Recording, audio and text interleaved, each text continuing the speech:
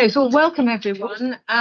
Just before we go to live stream, just to remind people that we are live streaming this meeting, and just reminding everyone that obviously anything you say or anything that you put in the chat, if you're on Teams, will be seen by everyone. Okay.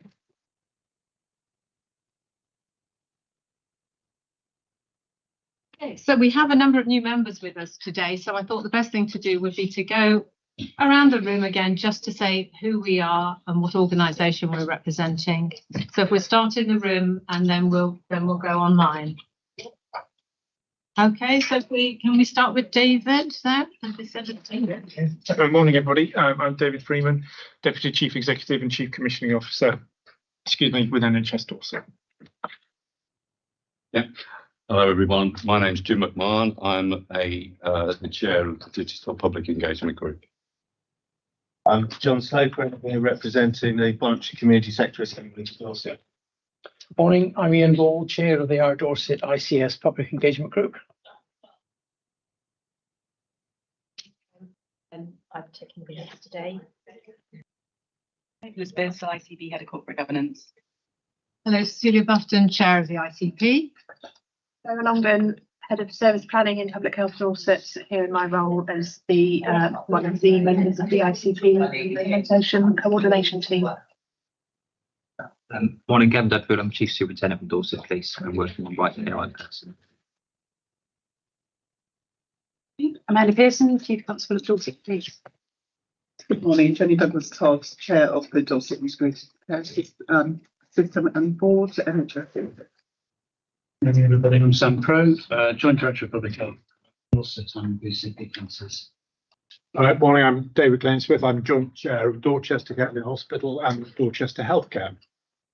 I'm the Cabinet Member at Dorset Council for Adult Social Care, Health and Wellness. Morning, everyone. I'm Gillian Kay, Corporate Director for Wellbeing at BCP Council. In my fourth week. Not the accounting Jim. Hi everybody, I'm Debbie Simmons and I'm the Chief Nursing Officer for NHS Dorset ICB. And Simone? Hello, sorry I'm late. I'm Dr. Simone Newell. I'm a GP in North Dorset and the Deputy Chair for the GP. Thank you. On the screen, I can see we have Rebecca Knox. Sorry. Hello, Rebecca Knox. I'm Chairman of the Dorset and Wiltshire Fire and Rescue Authority. Thank you. Andy Purbeck. Hi, I'm Andy Purbeck. I'm a GP in Poole and Joint Chief Executive of Wessex Local Medical Committees. Rob Whiteman. Hi everyone, Rob Whiteman, Chair of University Hospitals Dorset. Ian Gurning. Good morning, everybody. My name is Ian Gurning. I'm the Chief Executive of Dorset Chamber of Commerce and Industry, and I'm here representing business, and I'm also a LEP board member as well.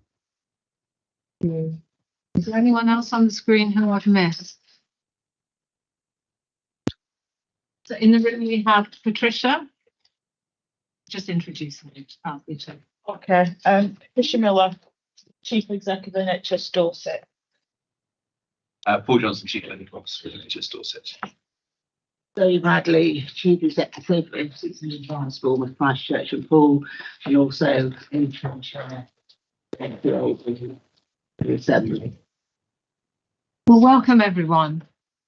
So thank you for all of those introductions, and I think there's still a few people who may be joining us. So again, just a reminder that this meeting is in public, so everything that we say will be recorded.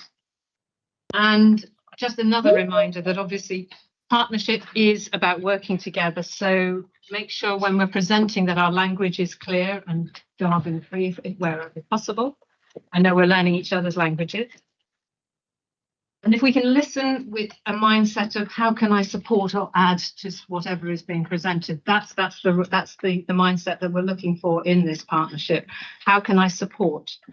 And if you see any areas of overlap where your organisation is tackling a similar problem, consider whether working together might make that more efficient or more effective. So with that in mind for the papers, that would be very helpful.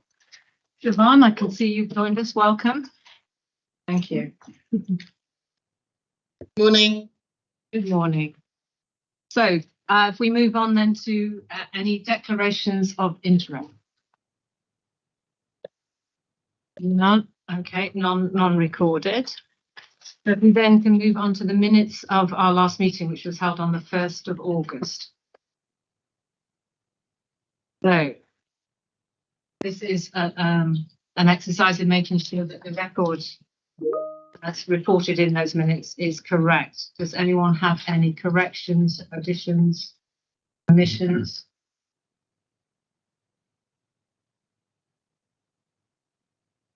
Okay, so I can take it that the minutes are accepted.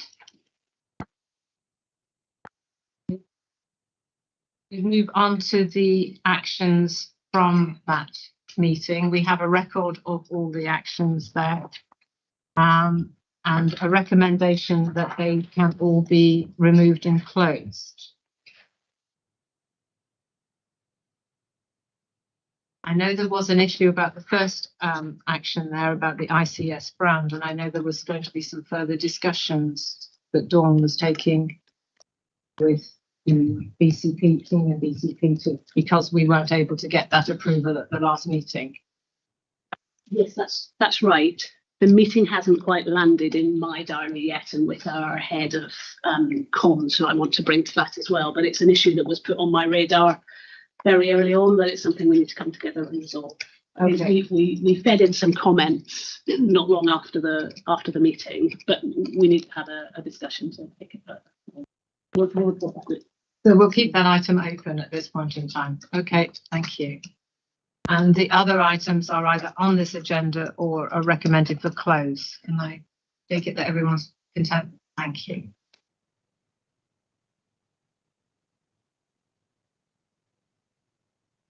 So then we move on to our revised terms of reference. I know sometimes this feels a little bureaucratic, but I think it's really important that we actually have a good understanding of who's in the team and what we're here to do. So do we have any comments or corrections on the terms of reference as they are presented? Because they're presented here for approval. We have all the right people now listed down.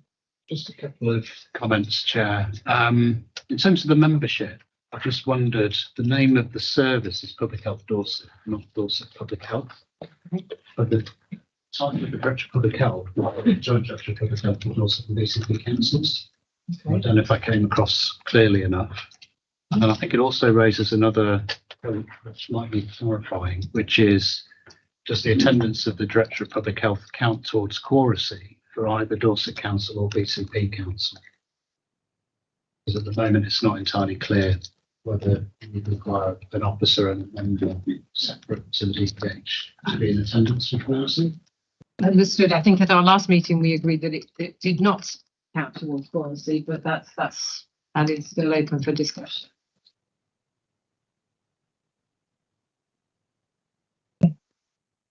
Yeah, just a quick one. I think under NHS Dorset it sort of says in the membership is Chief Medical Officer or Chief Nursing Officer. You usually have them both listed and then quoracy is one.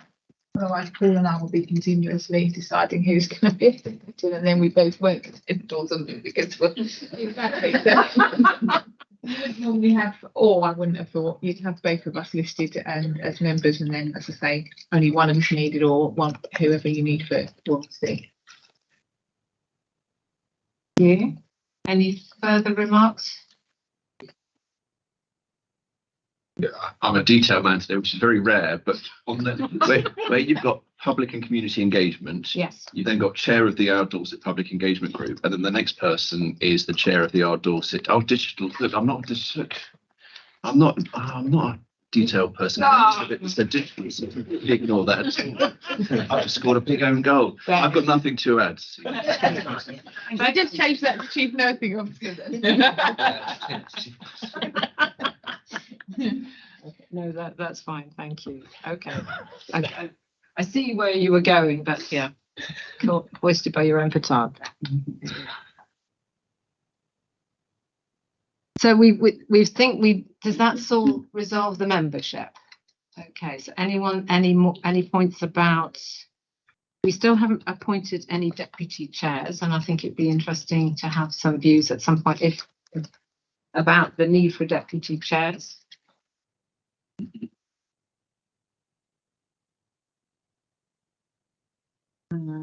The other element that was changed, I can see, was around about the decision making, but we're content with how it's now crafted.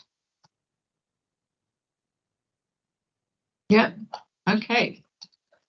So with those edits, can we take it that the rest of the terms, yes, Jenny?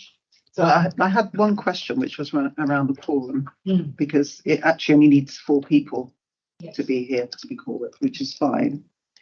But what we've got at the moment is for the ICB and the 2 councils which make up the, if you like, the appointment of the chair. I just wondered if we should include another sector to make sure it's not just NHS Dorset and the councils. I don't know how we would word it, but I think it'd be useful to have at least another sector represented, so that we've got a slightly broader quorum. Okay. Nods in agreement. Is there any area that specifically people think should be always present?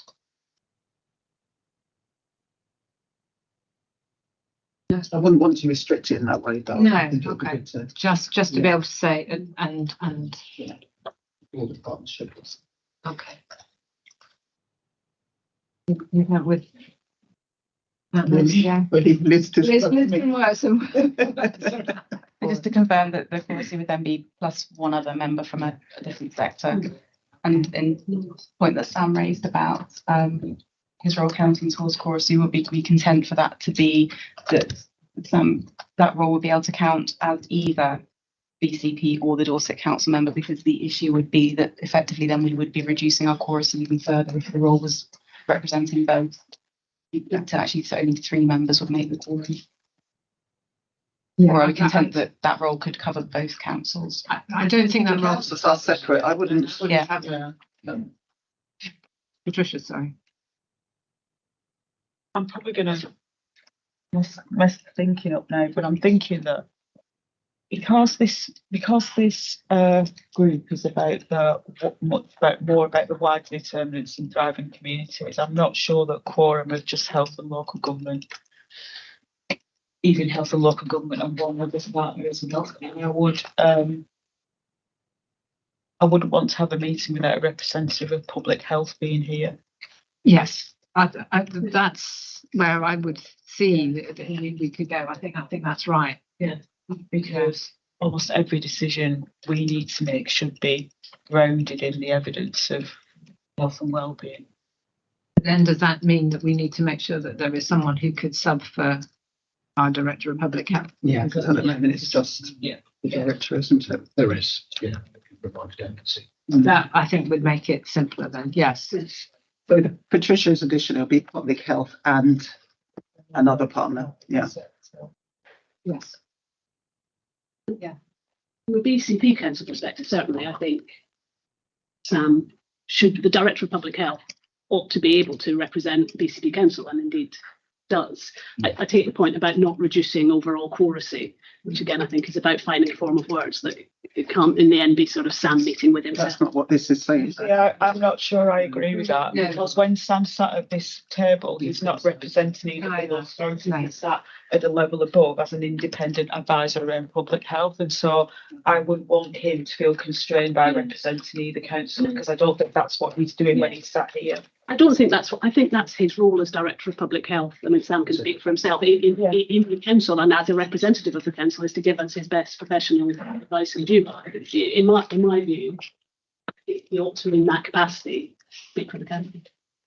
I think we're probably talking about something that's unlikely to happen given the number of people around this table, but the opportunity to make sure that there is a BCP, a Dorset and a Director of Public Health, I think is what we should aim at, and I think that should be what we aim for.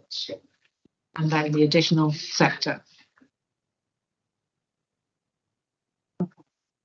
Yes, just one final point on the section around review and monitoring. It may not need to be tidied up now, but when I was reading that section, it starts to touch on some of the integrated care strategy work plan, particularly our annual reporting cycle.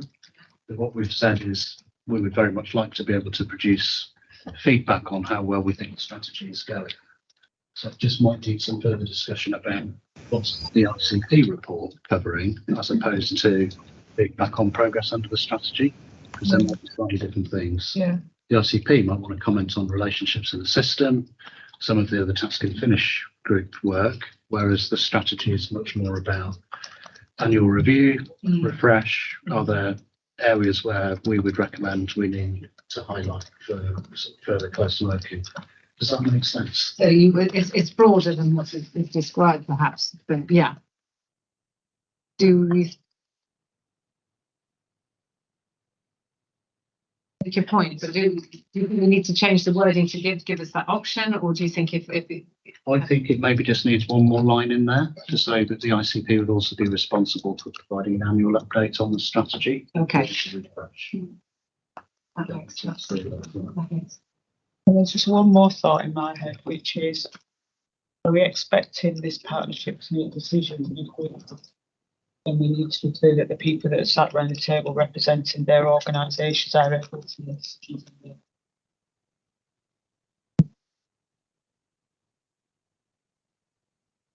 That's fundamental, yes.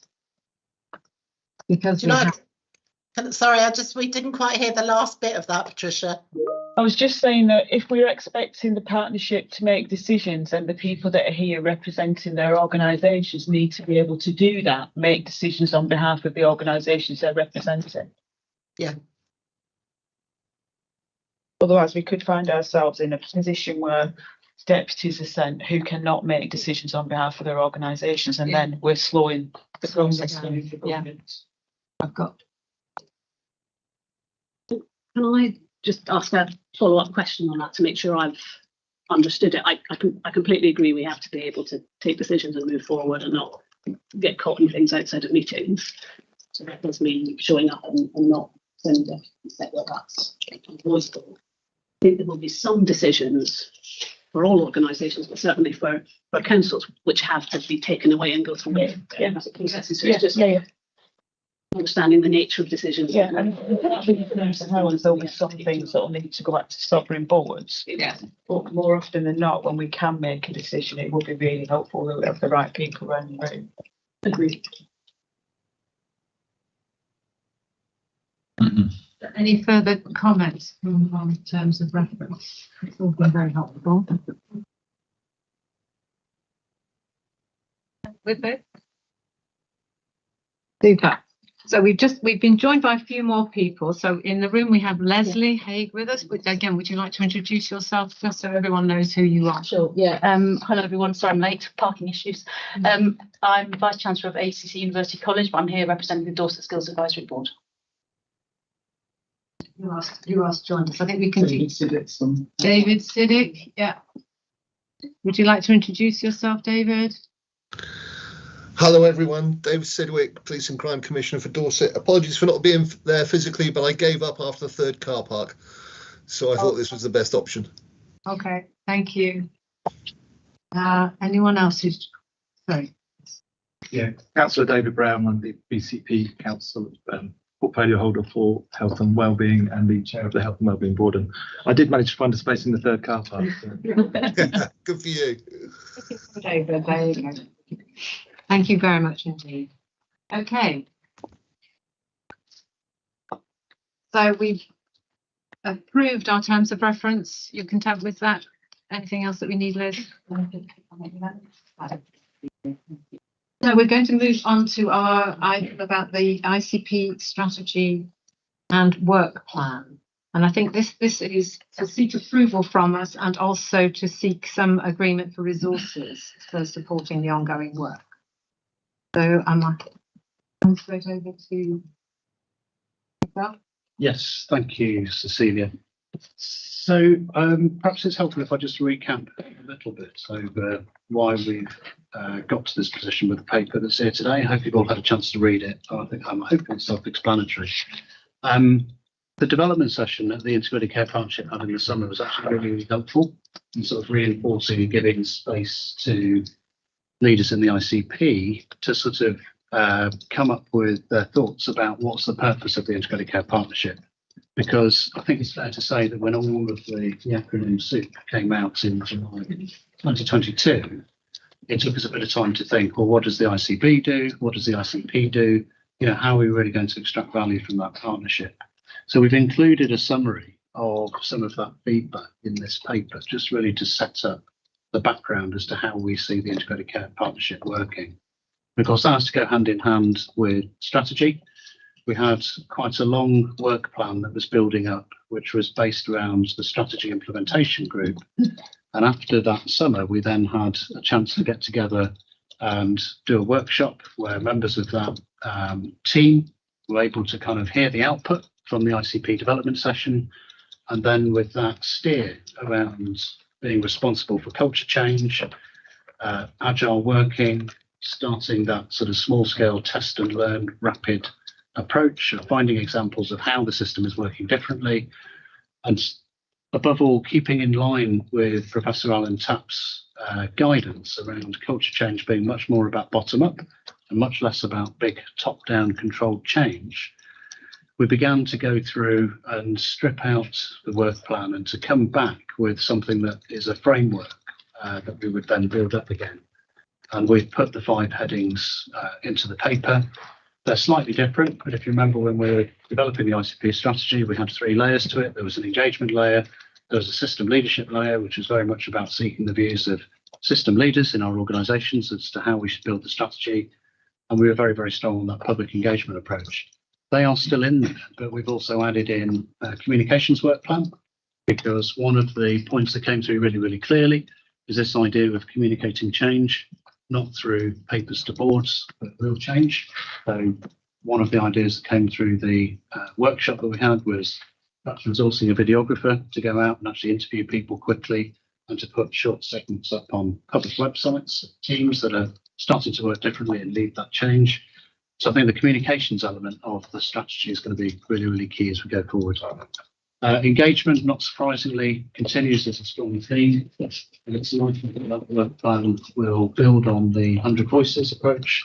We'd like to see that really develop into a tried and tested approach to how we start to involve people and communities properly. Right at the start of when we're thinking about changes to services, not show people something that's been developed by professionals and then ask for them to sort of join in at the last minute. The research is strongly connected to the joint strategic needs assessment function, which is held by both health and wellbeing boards. That needs to continue. We made some really good progress a year or so ago when we shared those JSNA summaries with each of the health and wellbeing boards, but above all, didn't just present a gazetteer of health facts. We turned them into case studies, which we thought were compelling narratives as to areas that we needed to work differently around. We selected falls, we selected hypertension, and we looked at support for children and young people who had emotional and mental health issues, just to try to galvanise areas where we could provide a strong steer around priorities. And one of the points of the ICP strategy is that we need to go back and challenge ourselves to say, given that work that we did through the health and wellbeing boards and the ICP strategy, a year on, has anything changed? And if not, why not? So that's the way the work plan's going to start to build up. The other element that's new is this bit that we put in, which is about aligning governance, which I think is a real challenge. So all of our organisations work in different ways. We've just heard from Gillian that when councils consider key decisions, quite often it is really, really important to respect that process. And all organisations have different ways of doing it. But if we're looking at system issues, well, we need the buy-in from all of our organisations. We do need to get better at understanding the end-to-end process of how we start to raise urgency around the need to work differently. And what's the key point? Why do we need to change? Why do we need to be different? And if we're going to do that properly, what's the engagement process, including the public, including politicians, And above all, being clear where the work's going to take place, how we scope that, how we genuinely involve people. Then right at the end of that process, provide opportunity for proper scrutiny. Did we make a difference? Are we working in an integrated way? Is this benefiting the public and residents who are using these services? So that's the flavour of how we expect the work plan to develop. And then the final point in the paper is really just going on to talk about resources. I think the paper's very clear, but the kind of plea that I would say here today is that we can't keep going on a volunteer basis. If we're serious about this, we need to reconstitute that team who have done amazing work on a voluntary basis. But they really need to be supported by some key people who have an understanding of not just the strategic challenges facing organisations, but also some of the tactical and operational detail of what their teams are getting involved in, what's happening on the ground, particularly as we start to think about moving towards integration in our face-to-face partnership. So for those 5 work streams, rather than fleshing out the detail and bringing it to the board, I think it's better that we start with trying to identify some clear system leads for each of the work streams. And then once those system leads have been identified, then task will be to then work with the team to put more detail on the plan. And once there's an understanding of what we think is achievable, to come back to the ICP with a clearer request around resourcing that. So one of the challenges we had when we drafted the paper was, can we be more specific about the people and the grades and the roles? But I think until we've got the sponsors in place and until we've had a proper mature discussion about how much of this do we want to achieve as an ICP, it's difficult to come forward and say, I think it's 6 people, 6 WTEs at a specific grade. So hopefully that's given you a flavour of what I'm asking for today. Just looking through, I think I've covered most of the points. What I'd really like to do with the next 5 minutes, if it's possible, is to try to show that graphic that was in the paper and to talk to that, because I think that's one of the key points about aligning system governance.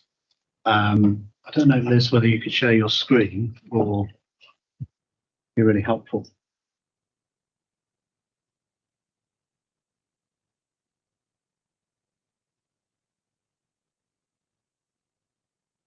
Brilliant. Thanks very much, Liz. So this isn't intended to be prescriptive in any way, and I hope that it actually links with an item on our agenda today, which is talking about the changes that policing are going through, thinking about right care, right person. And I think this wasn't written with that in mind, but it's a very good template, I think, for thinking through how we would take a system issue and sort of consider it as an end-to-end process. So right on the left-hand side, you've got something which I've just badged as increasing urgency, which comes from Cotter's stages of change models. So the first thing you do is to create a bit of an appetite in the system for understanding why we need to work differently. You know, what's the evidence base around that? Is it efficiency? Is it effectiveness? Is it improving outcomes?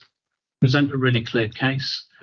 But I think we're missing an opportunity at the moment of really doing early engagement, particularly with politicians in overview committees. So if you can engage the public and engage politicians early in some of these big changes, they often land far better further down the line in the process. So this is starting to say, if there are major changes that the system is thinking about, get it into overview committees, get it in front of the public at an early stage. The next section is about developing that plan, who's involved, how do we scope it, can we think more broadly, you know, beyond professionals, how do we genuinely involve people in communities? So if we're following through on what we were talking about as part of the 100 Voices process, how do we build that insight into our commissioning or our service change right from the start? When we're implementing changes, how do we understand the tactical and operational impacts that might have on our partners? So when one organisation says we're going to do, you know, we're going to work in a different way, usually that's felt as ripples in the system. So can we get better at making sure we've got a rounded view of what that effect might be? And are we engaging the right people in understanding what that change might look like?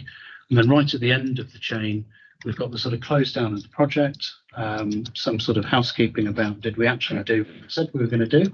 Have we got ways that we can measure effectiveness and impact? But above all, I think getting scrutiny committees into a better place to ask good helpful, challenging questions would be a really important part of the process. So politicians rightly should be saying, you've made this big change right at the end of this process. Are things better? What did the public say?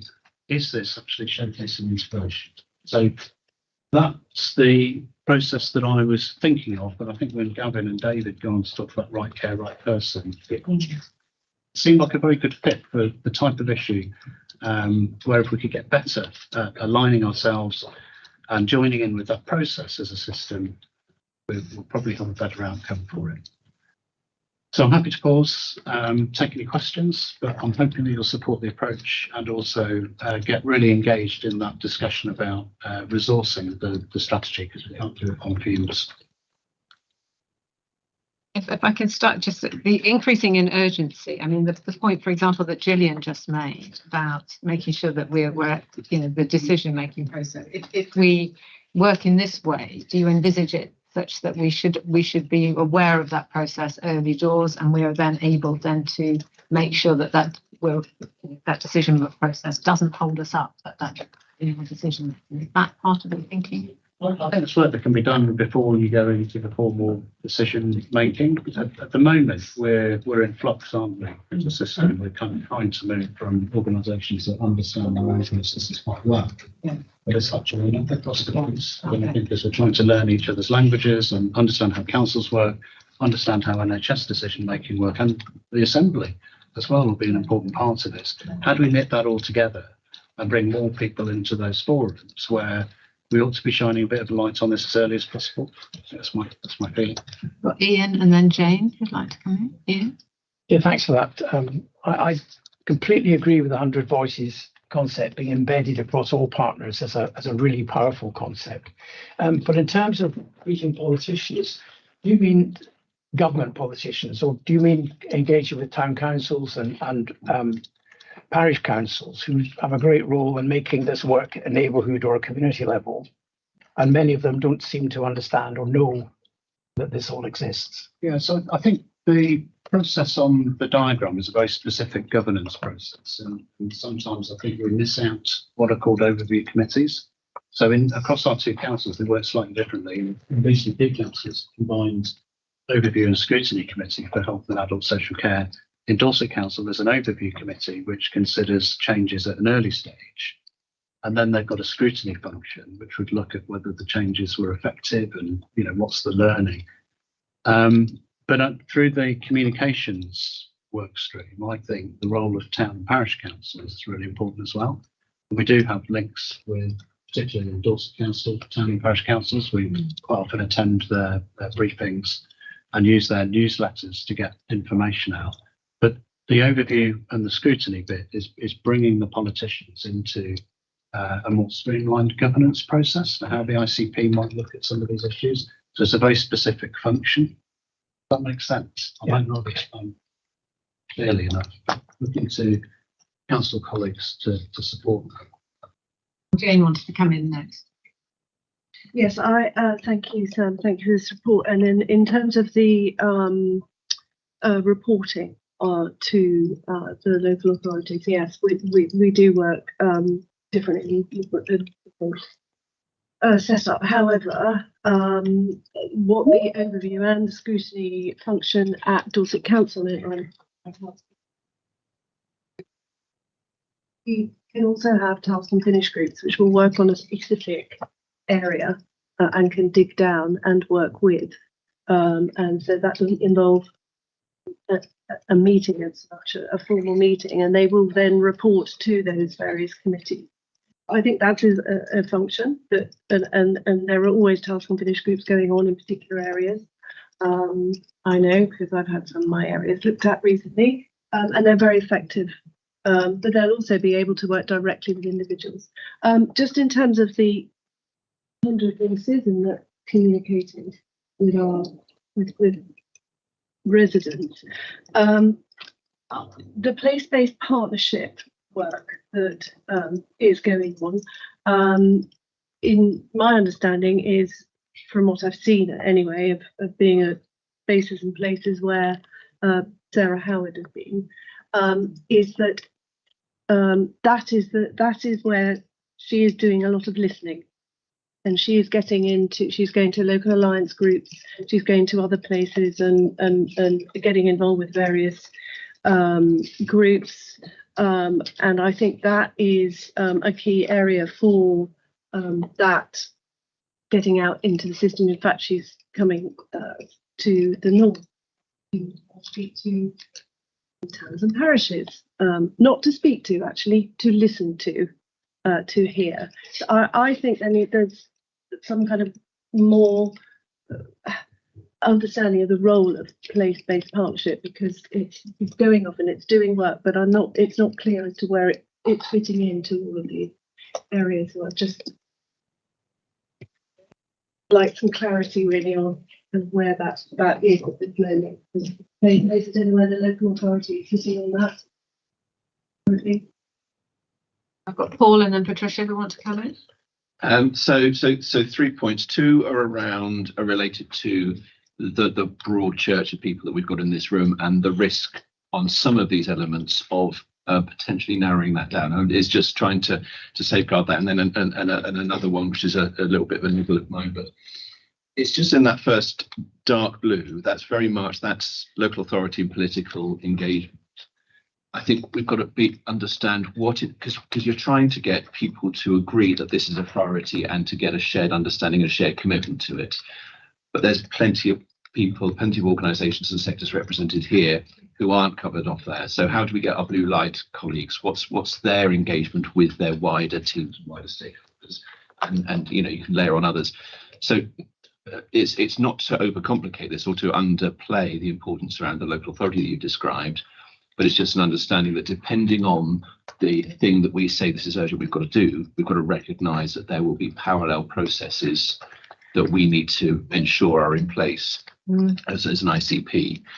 And I think that then reflects into the next lime green bit, where System Executive Group has quite a broad number of people around, but it narrows compared to what we've got here. So how do we make sure that those who are impacted or who influence the piece of work can still be part of that action plan development? And then the last small bit is you've got evaluation right near the end of close down. There's got to be something earlier on that determines what you are going to be evaluating. So what are our success? We've got to agree success criteria right at the beginning of what we do.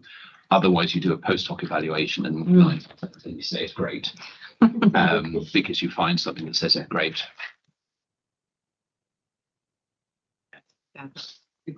Did you want to address any of those before we go to Patricia? No, they're really helpful comments, and this wasn't intended to be a prescriptive process in any way. I think going back to the first point, Paul, health and wellbeing boards, I'd hope that we would use health and wellbeing boards more broadly to do some engagement. And I think that also picks up your point, Jane, around place-based partnerships. If we've got a really strong link between place-based partnerships and each of the health and wellbeing boards, there are some system changes where you could say, it's Pan Dorset, we could run this process, sort of streamline it. But there'll be other instances where the impacts might be quite different in the two populations. It needs a closer look. And that's why I think having that early engagement through health and wellbeing boards and impacts in place are really important. But this is literally a starter for 10 about the importance of how we need to get better aligned, not necessarily a process that we would run in the same way every single time. We might need to flex it and do things differently. I think the point is, it feels at the moment as if our system governance doesn't always connect in the right way. And I'm sure it drives business support people absolutely insane trying to plan in what goes where, how do we get the right people in the room at the right time. So it's moving towards that system view of how we get the calendars aligned. But most importantly, what's the view of the work plan? And is that visible as it's starting to go through the system? Going back to the terms of reference on the ICP, I think that's where the ICP forward plan, so that we've got a calendar of understanding what's going on. I've got Patricia, then I've got Siobhan, and then John.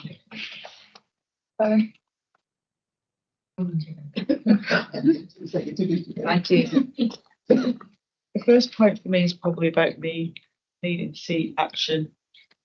We talk about things for a long time, so I think there's something about the ICP in relation to place asking Health and Wellbeing Board, formally to agree the action plan or the work programme going forward for placing the impacted arrangements, because we've been talking about it for ages. We've got PwC in to help us with the governance and the leadership, and we still don't seem to be picking up and making progress. So I think there's something that has to be that.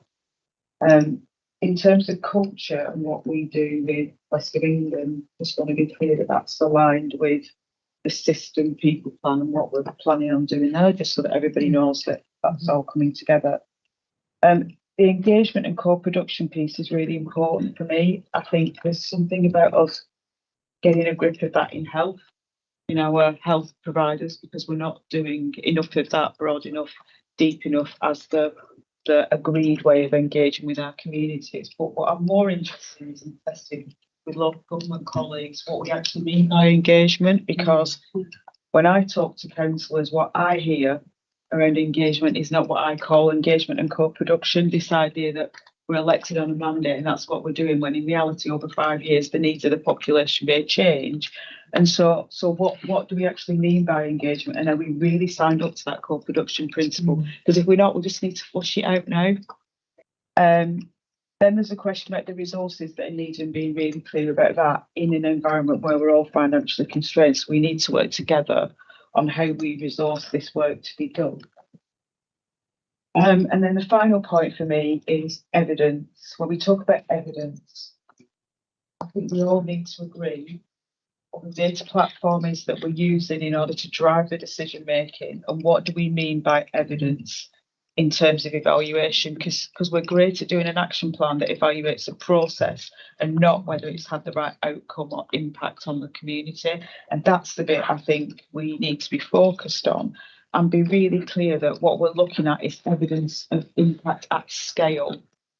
I've been in lots of meetings where people bring forward individual cases and I think, oh, that's wonderful. And then I say, how many people are we actually achieving that for? 10. I go, well, there's 850,000 that live in Dorset. So being really clear that what we're looking for is impact at scale. Yeah. Right. Yeah, mine was similar to Patricia's last point, actually, around impact.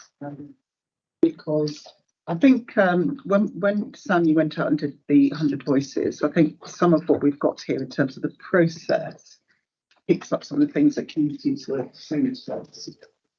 But I don't think it does in its entirety. I'm talking to music.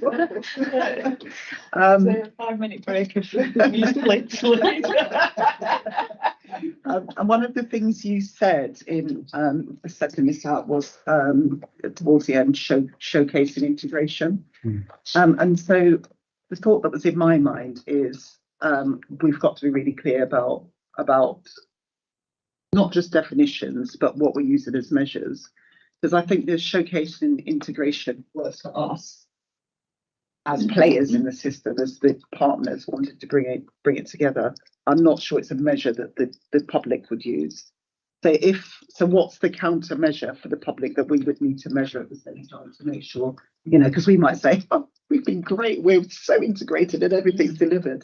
And actually it's had no impact at all on our communities. So for everything that we're measuring and considering, I think we just need to make sure we have the voice of our communities also articulating what it looks like for them and how we will know if it's impacted. Can I just follow on from that? Because the NHS, I've just been involved in a group, Sam, that is trying to develop the planning guidance for this year, which is proving very difficult given where the finances are. But one of the things the NHS is proposing is that it develops a patient survey on the effectiveness of integration.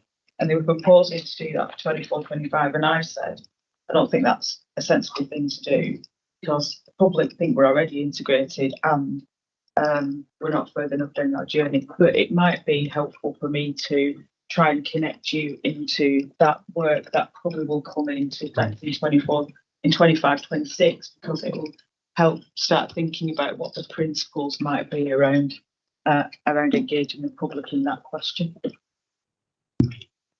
I'll come back on that last conversation, because I think it's a really interesting one, isn't it? We sit here and we use lots of long words, but actually people don't really care which organisation people are from. I just want to know that they've got the care that they need and that it's been timely and it's helpful and that they've been treated with humanity and dignity as part of that process. There's a risk, isn't there, that we kind of invent a whole load of new ways of measuring that process and capturing that process in a survey. Takes it away from just having a conversation about, did you feel supported? Yeah. And was there anything else that could have been done?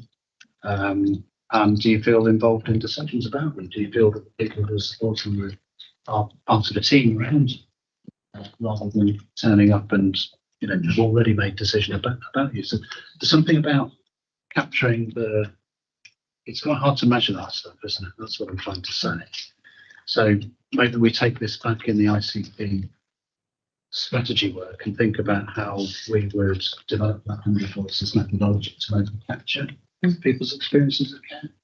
We could channel those interviews a little bit more further rather than starting in an open-ended way. Ask a little bit more about living with mental condition, see your experience changing, and if not, what would you like to see those changes? So it's really helpful. So I've got Siobhan and then John, Rebecca and David who want to come in, and I think we'll have to stop at that point simply because. Hello, I'm aware I don't know everyone. I'm Siobhan Harrington. I'm Chief Exec at University Hospitals Dorset. Sam, I like your paper. I think this is really quite complicated, and I think what you've proposed is quite pragmatic and gives us a bit of clarity at the moment in quite a sort of busy landscape. And I would support the sort of role of the SROs and getting on with that. The other thing I just wanted to note, the timeline and process for the system work. Obviously, from where I'm sitting, there's changes going on. So there's an interesting thing about where you map some of the work that is happening in Dorset already and see where that is in this sort of timeline and process. And then finally, I just wanted to mention I had a really good informal sort of conversation with Dorset Council Health Scrutiny about all the changes that are happening around University Hospitals Dorset, and it was really helpful. So actually those relationships, I think, are what we really need to focus on building and not overcomplicate it or create more and more of work, really, to be totally frank with everyone. So Sam, I think it's you've simplified it for me, and I think we need to get on with it. Thank you, Siobhan. John? Yeah, I was just really looking for a bit of better understanding of what the increased urgency process looks like. I'm conscious that what we have here is something that could be just as what we always do, but we just know more about what we already do. And I don't know how we look at the kind of escalation processes in some of this piece of work, whether it's expected to come up from the various parts of the systems that sit in all our different organisations, or whether we can have some points of reference. I'm thinking maybe Health Watch, where you can kind of come straight in for consideration by a subgroup within the ICP board, perhaps, or something where we could look at really the system challenges that we don't really want to look at. Just take Rebecca and then David, and then we can go back to Rebecca. Hi, thank you. I think I'm sort of adding on to various people's conversation, particularly what Siobhan's just said. Sam, it's a great paper, and I'm very aware of being on both sides of the fence, i.e. on the board, but also a counsellor and somebody out in the community, and also working with the blue light services in prevention. And in order to get a very, very busy audience to engage is to show how the board can actually receive their queries and concerns. So I'm just a little nervous that we need to understand the expectations of the people we want to engage and communicate and hear from, rather than a sort of one-way communication. If you take somebody in the community who is finding that their loved ones coming out of hospital can't come out of hospital because the first person they reach to is usually either their local GP or their counsellor, and often the staff of the fire and rescue service get to hear this because of issues at safety in homes. So is there a way that we can actually build into the engagement part of this and the communications part, how we can help them rather than how they can help us? I hope that makes sense, because the more you're helpful, then the more that you will hear and the more positive engagement and understanding you'll get back. And I'm not sure if I was out there being a member of a town council or a parish council or a resident, where I would go to in order for us as the ICP to collect all this very practical place-based knowledge and understanding and concern. Thank you, Rebecca. Very good points. Can I just bring in David? Thank you. And Sam, as ever, you've brought clarity to opacity, if I can put it that way. It's a really good paper. I think visually, so I'm really happy when you put up charts which show which way things go. We're up in our helicopter here, very much talking at the strategic level. But in order to actually make this work, there's a group of people I'd just like to put on the table, which is we know and may have a collective endeavour. We may have heard from the public, but it is actually the people in the middle in our various organisations who will receive the most change from whatever endeavour we're doing. And in the same way that we sell it to everybody else, whatever the change is, I think it's really, really important that we remember them and sell the change to them as quickly as we can before they hear it from other places, possibly the media, around whatever changes we are trying to embed. So it's just that point that we need to make certain that we bring everybody with us. Thank you, David. So Sam. Thank you. I'll take those. They're really helpful comments, and they really helped unpack some of the challenges that I think we are wrestling with. I'll start with David just very quickly. I think you're absolutely right. One of the things we weren't able to finish off as part of the ICP strategy development was a really close link with workforce engagement. So when we rolled out that method of 100 voices, when we had open conversations with the public, the other side of the coin is how people working on the front line also feel about the current challenges. And it's just as legitimate a story in a way. And we need to put those two pieces together if we're going to understand how to make effective change and to empower those people to lead it.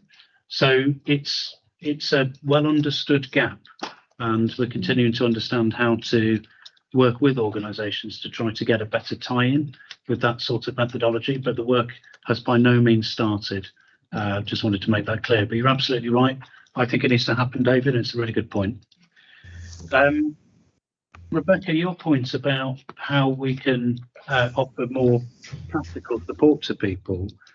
I'm just trying this out here. I think there's something about the number of people that we've trained to have those open conversations through the 100 voices. We can continue that training and actually develop people to understand that it isn't just an information extraction process, but what role could they play in supporting people to understand what more they can do, or what more support they could find on their doorstep. So it's kind of almost building up that community champions model, not just to do the interviews, but also to go further in understanding how they can be part of supporting that change process. So I've made a note. I'll chat to Kirsty about whether we could incorporate some of that in the training in future. And then John, your point about increasing urgency, I guess maybe that's just unashamedly a public health thing. I think sometimes we don't have enough connection between the evidence as to why we might be doing something differently. So in the Cotter's change model, the first stage is basically trying to create a bit of a wave around why we need to do things differently. And a good example of that is some of the data that we surfaced around hypertension. I'm not sure many people are that interested in blood pressure because people don't feel particularly ill when they have high blood pressure. And there's lots of people that have high blood pressure as well. And it's kind of like a so what. But if you looked at the data on the number of strokes that we have in our system, there's a direct connection between being able to manage that effectively at scale. Patricia's point, there's 130, 140,000 people on hypertension registers. And if we can improve that and get that better, we could have a real impact on strokes. And, surely the objective should be to avoid having a stroke at all costs. As important as stroke aftercare is, we want to be stopping the things happening in the first place. So That was the increased urgency thing. I think it's less about escalation and a formal process. It's about making more of a story around it and building that really strong case for change. I've got Louise who wants to come in, and that'll. I think we'll have to stop at that point. So Louise. Thank you very much. Sorry I was late, everyone. Just to add to what Rebecca was saying and what you just said, Sam, I think that's a really good idea. And it's true that the more helpful you can be for people, then the more willing they are to kind of share their story. That's exactly what we get through Healthwatch. So we have this signposting information service. We're encouraging people to come and ask questions, but also share their story. And that skill in gathering both and having a conversation where you end up as well as gathering a story, but also offering some signposting and information, I think is really crucial. So we'd be happy to help if you wanted any support in kind of training. That's the first person I've heard offer some help. and I think that's we do need more of that. I mean, everyone's right. It's great that we're integrated. We're talking about this. We're all feeling good. But how are we going to make this happen now? And to make it happen, we do need to commit some resources to this training work. A lot of this stuff is happening, but it needs to be pulled together. So, again, decision makers around the table, I'm hoping that you will come forward and talk with us about volunteering some resources to make this happen. I'm also looking at Ian Gerling again from the business side of things. There are resources available out there in the business world, people who would like to commit to supporting some of this activity. And I think there are other ways of also the voluntary sector, the business sector, as well as the NHS, the public sector, and all of our services here to make these things happen.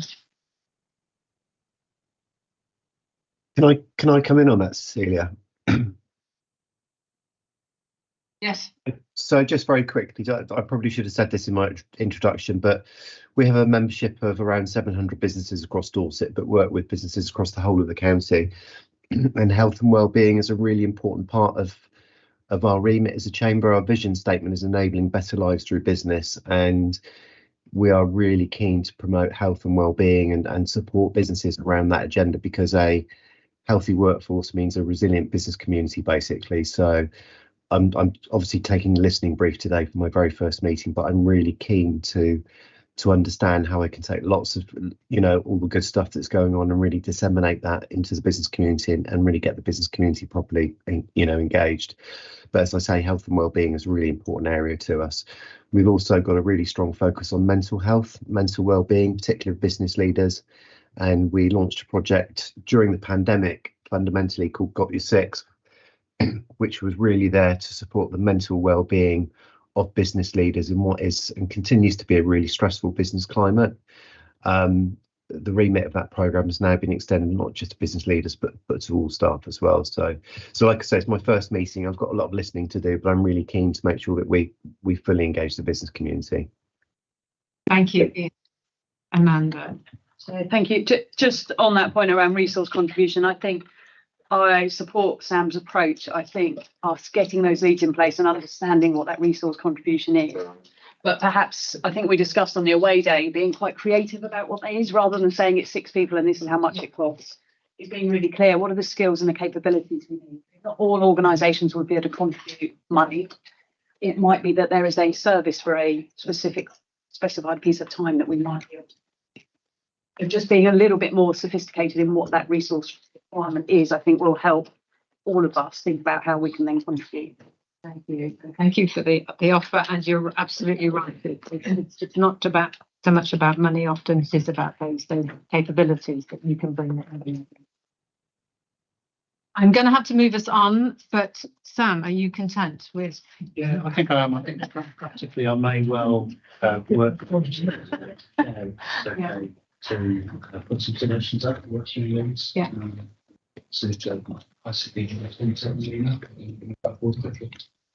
I will help you strong arm some volunteers.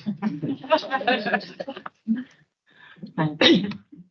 Super. That's a great discussion. I always think that our agenda is far too packed, so maybe we'll actually have to try and consider that in future, making the time that we have together a little bit longer, because there's so many voices and so many good elements to put into the items. Our next item is the System Executive Group Term of Reference, which is here for noting. I think you're taking the lead on this, Susan? Yeah, thank you, Cecilia. So we've spent quite a bit of time in the last 3 or 4 months reviewing the governance arrangements within the ICB and the wider system. And that's resulted in some changes which we're about to implement to our board subcommittees and the terms of reference and function and the delivery groups that sit underneath them. And as part of that work, we also then undertook to review the terms of reference and the membership for the System Executive Group, primarily because I think we were really clear that we didn't always have the level of seniority that we needed at the System Executive Group to make decisions. It's partly used also for socialising various items before we then do any further work on them to bring them up with the subcommittee or board for decisions. So this is the latest draft of the terms of reference that's been agreed with everyone. I think you'll see that the membership is not as broad as the ICP, and that's primarily because we need to be able to be fleet of foot in terms of some of the decisions that we're making. We've tried to flatten the governance structure across the system so that for decisions that need to come up to the ICB are placed, that other than the ones that will need to go out to sovereign organisations for ratification, for everything else there should be a very flat structure in terms of the System Executive Group making the recommendation up to one of the subcommittees, and then if it needs to go to board, depending on the level of investment or the implications for the standing financial instructions, it will. But this is to try and add pace into the decision making of the system. So this is where we've landed, and we agreed these terms of reference at the last meeting last month. Thank you. So does anybody have any questions? I must admit, I'm delighted to see that the arrows now have single heads on them, because that for me was the most confusing thing. Double-headed arrows on People love a double-headed arrow, so they don't have to make a decision about where the final decision making sits. Don't like, and so I'm glad. Yeah, I was like, get rid of them.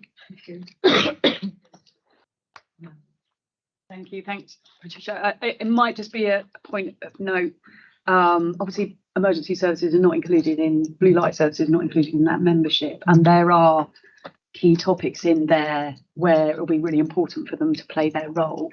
And I understand the line about the chair requesting the attendance, but I wonder if there is something about partner organisations being able to request themselves through the chair that they could attend rather than waiting for an invite. Yeah, that's fine.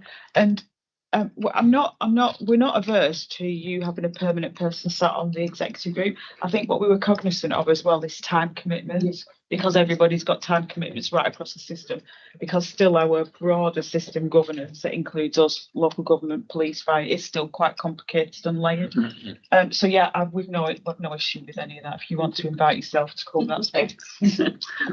Volunteering again, this is great. I know.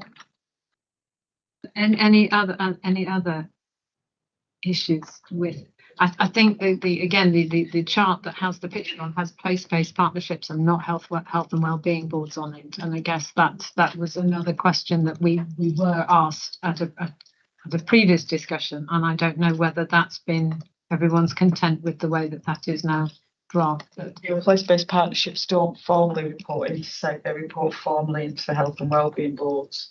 And that's why there's a dotted line into SEG, not a solid line. Okay. And everyone's content with that. Okay. I think they were here for noting. I think we've noted them, and thank you. Thanks very much, Patricia. Then we can move on to our next item, which is an update on the report decision, which Gillian, after 4 weeks in post, is Thank you. Well, yeah, thank you for the opportunity to to give you a bit of an update.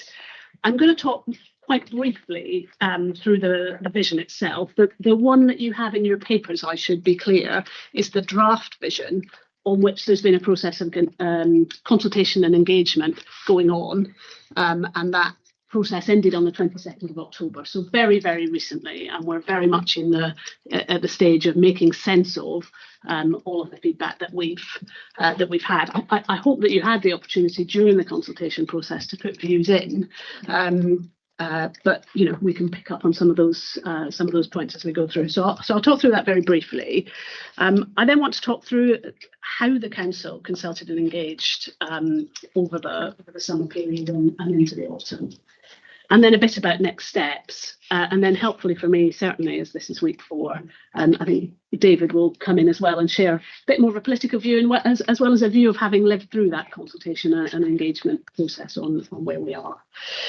So on the one slide I did want to take a look at is the one with the kind of egg Venn diagram, if that makes sense to people, setting out priorities around people and communities and place and environment. Because for me, this is the picture that really sums up the approach that the council's taking, and gives a great summary. And I think connects quite well to some of the conversations we've been starting to have around the ICP and the ICP's priorities overall. Sam's presentation showed getting alignment at that strategic level is going to make all the difference when it comes to agreeing some of the actions we want to take in an integrated way. What this shows is how health and well-being issues kind of go right through this like a stick of rock, if I can use my seaside analogy here in Dorset. It comes through on the people and community side, people who care for each other, people who can live their best lives, but also through that wider determinants of health, a healthy place, healthy and accessible places, being really important part of it too. And that we go on to set out a set of objectives and priorities underneath that, which you'll have seen through the consultation process. The engagement that went on, quite extensive process of engagement and consultation. I would call it engagement and consultation rather than co-production, to pick up Patricia's point, but we'll describe what happened and you can see what you think of it. We had an online survey, an ideas wall, a tell us your story piece on the intranet, which drew out some real stories of people's pride in the place that they live in, some of the pride in the history of the place, their enjoyment of the natural environment, the green spaces that they live in. We put paper copies in libraries, and they were also available on request. It wasn't only an online process. A few numbers: 6 roadshows in town centres, supermarkets, and at Castle Point, 5 roadshows at colleges and universities. Sent out the consultation to 7,000 businesses through our newsletter. The economy team also ran a set of sector roundtables on digital and tech, finance and manufacturing. We had some stakeholder discussion groups in the kind of health and care sector. We had 3 events for town and parish councils, voluntary and community sector and residents associations, and then last but by no means least, a children's and young people questionnaire and competition in schools, which I want to know more about. If anyone, Sam might know, or David, what in the children's competition. What all of that has added up to is we now have qualitative and quantitative feedback from more than 2,000 residents in different organisations. And as I said at the start, we're making sense of that and looking at how we need to change the vision and priorities to reflect some of the feedback that's come through. A couple of themes to draw out. Some really strong messages from partners in the health and care space about the first objective on people and communities, that actually ensuring that people receive the support and care that they need is one of the most critical things that we can do. A bit of feedback around the term vulnerability, and whether we should use that word, whether we should define that word if we're going to use it, what it means, and actually a message of people who need care should receive the care that they need. a message that it feels very aspirational. It's a good thing for it to be aspirational, but also a sense of if it's aspirational, does that mean that how can we bridge the gap towards that aspiration? Are we on track? That I think is something that we'll need to reflect on very much as we think about delivery. And there'll be other feedback, and as I said, David has lived through this and will be able to give you his reflections. So what next? Taking it forward. First thing I wanted to mention was the context in which we are reviewing the vision and so on. Obviously, you will all be working through some of the financial challenges that organisations have at the moment. You will have heard our council leader, Councillor Vicky Slade, talk about some of the financial challenges that BCP Council is working through. We're not alone in that, very far from it. Something that all councils are experiencing, and actually across the public sector, it's the case. But I think it's important to mention that is just the context in which we're all operating, in the context in which we will need to take forward the work on this vision and the priorities. So we're expecting to review the vision and priorities document, to put a further version to Cabinet later this year, and then to full council into next year. Again, that's those governance pieces that we need to follow. And in parallel, we'll be thinking about performance metrics, delivery plans, health and wellbeing board, which David chairs, will be really, really important as part of taking all of that forward. So that's all I wanted to set out. Really keen to hear the feedback that people might have given already through the consultation, because I'll be hearing it for the first time. But David, first of all, do you want to give some comments?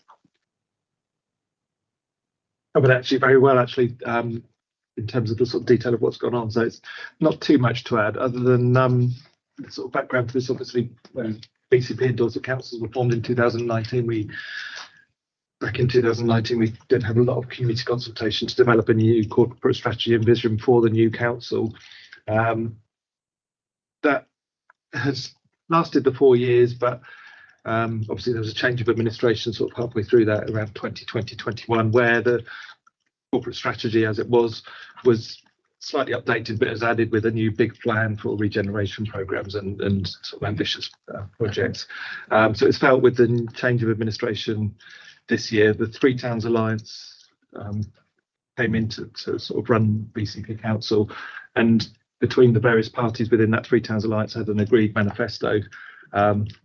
So it was time really to refresh the strategy, because a lot of the action plans within the previous corporate strategy, the actions have been delivered and were then out of date. So it was really quite important to say, well, okay, we've got a new administration, we've got a different manifesto wanting to deliver different things for the area. So we had a strategy week back in, I think it was June, where we were basically all locked in a room for the best part of the week with officers, cabinet members, councillors, directors, to thrash through all the different areas, and lots of workshops. So there's a lot of thinking and effort went into developing this jointly between the politicians and the officers, which I think was a change to the last few years. And this is the sort of drafted. Some of us don't like the term corporate strategy, we prefer vision, priorities, and just the bit of corporate strategy isn't very sort of community focused really. I think for me, one of the key bits, actually key differences in it is around in the people and communities, number 6, about involving local communities in decisions to shape the services that matter to them. That's something that the new administration are very keen on.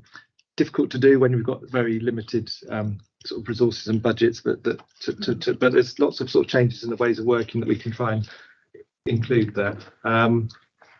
So yeah, as Gillian said, it's the sort of draft vision, draft priorities, and even since the consultation closed a week ago, I know there's been conversations about sort of wording of areas and the priorities of different areas. So this will change and to an extent, but then it's obviously the next stage will be developing those plans for delivery within all of these priorities and objectives. That's then where it does get quite difficult with all the financial challenges we're facing, and then the changes we're having to make to our sort of budgets for the future is actually what are we realistically going to be able to deliver within these priorities. So that there's going to be some sort of difficult discussions and conversations to flesh out what we're going to aim to deliver. And it's not going to be, oh great, we've got this vision, we've got these objectives, let's deliver this and this. I think it's going to be looking at the next 4 years, and actually just trying to spread it out and stretch it out so that we can actually have a 4-year plan of delivering things, rather than just because financially we're not in a position to say, right, this is what we want to deliver, let's go and do it. We'll get all these people in, spend the money on doing that. We're going to have to just sort of do it gradually over the coming years. So yeah, I think that's really all I've got to add. That's the sort of political context of where we. Thank you, Gillian and Helen. Thank you, David. I think managing the expectations amongst and prioritising that budget planning is going to be a real challenge. I've got Rob on the screen and then Patricia. Well, thank Gillian and David very much for that. It's great to see the ambition in the strategy. And of course, I think we all reflect that it's quite difficult to build capability at the moment to deliver a strategy because budgets are so tight, and so we hear everything you say on that, and any help we can give to the delivery of the strategy we'll gladly do. I could literally go through every point on this and sort of agree and make comments. I think the main thing is it's very good that you're setting an ambition for a vibrant economy based on the change that is taking place in the area, and looking at things like sustainability, both in economic terms and also in social terms. From the hospital's perspective, I guess the couple of points I would make is there's a huge rebuild going on of £500 million, and it's important we make that as green and sustainable as possible. And actually, that's a win for the area and a win for the council. We take the view that we don't want to invent things that you're doing, so we're having good discussions with you about using your youth parliament and engagement with diverse groups. And I think in return, there's things that we can do that you can use in order to be as productive as possible between us. I suppose the one thing I did want to highlight on is around celebrating cultural identity and diversity. There is something under the radar in Dorset, isn't there? Our staff are much more diverse than the public, and our staff at times face racism and passive aggressive behaviour. And I think I welcome that you're putting the need to celebrate cultural diversity in the strategy, because actually it is something we all have to work on. This is such a lovely place to live, and the sun's always shining and we can sort of glow about it. The truth is there's racism in the community at a time when our staff and our community are changing, and I think it's important that in a constructive way we work with the community to celebrate the change that's going on in our diversity and in our workforce. And so I could go through every point and thank you for it, but I did particularly want to thank you for that point, Gillian and David, because I think it's something that we should really work on together. Thank you, Rob. Patricia and then Zoe.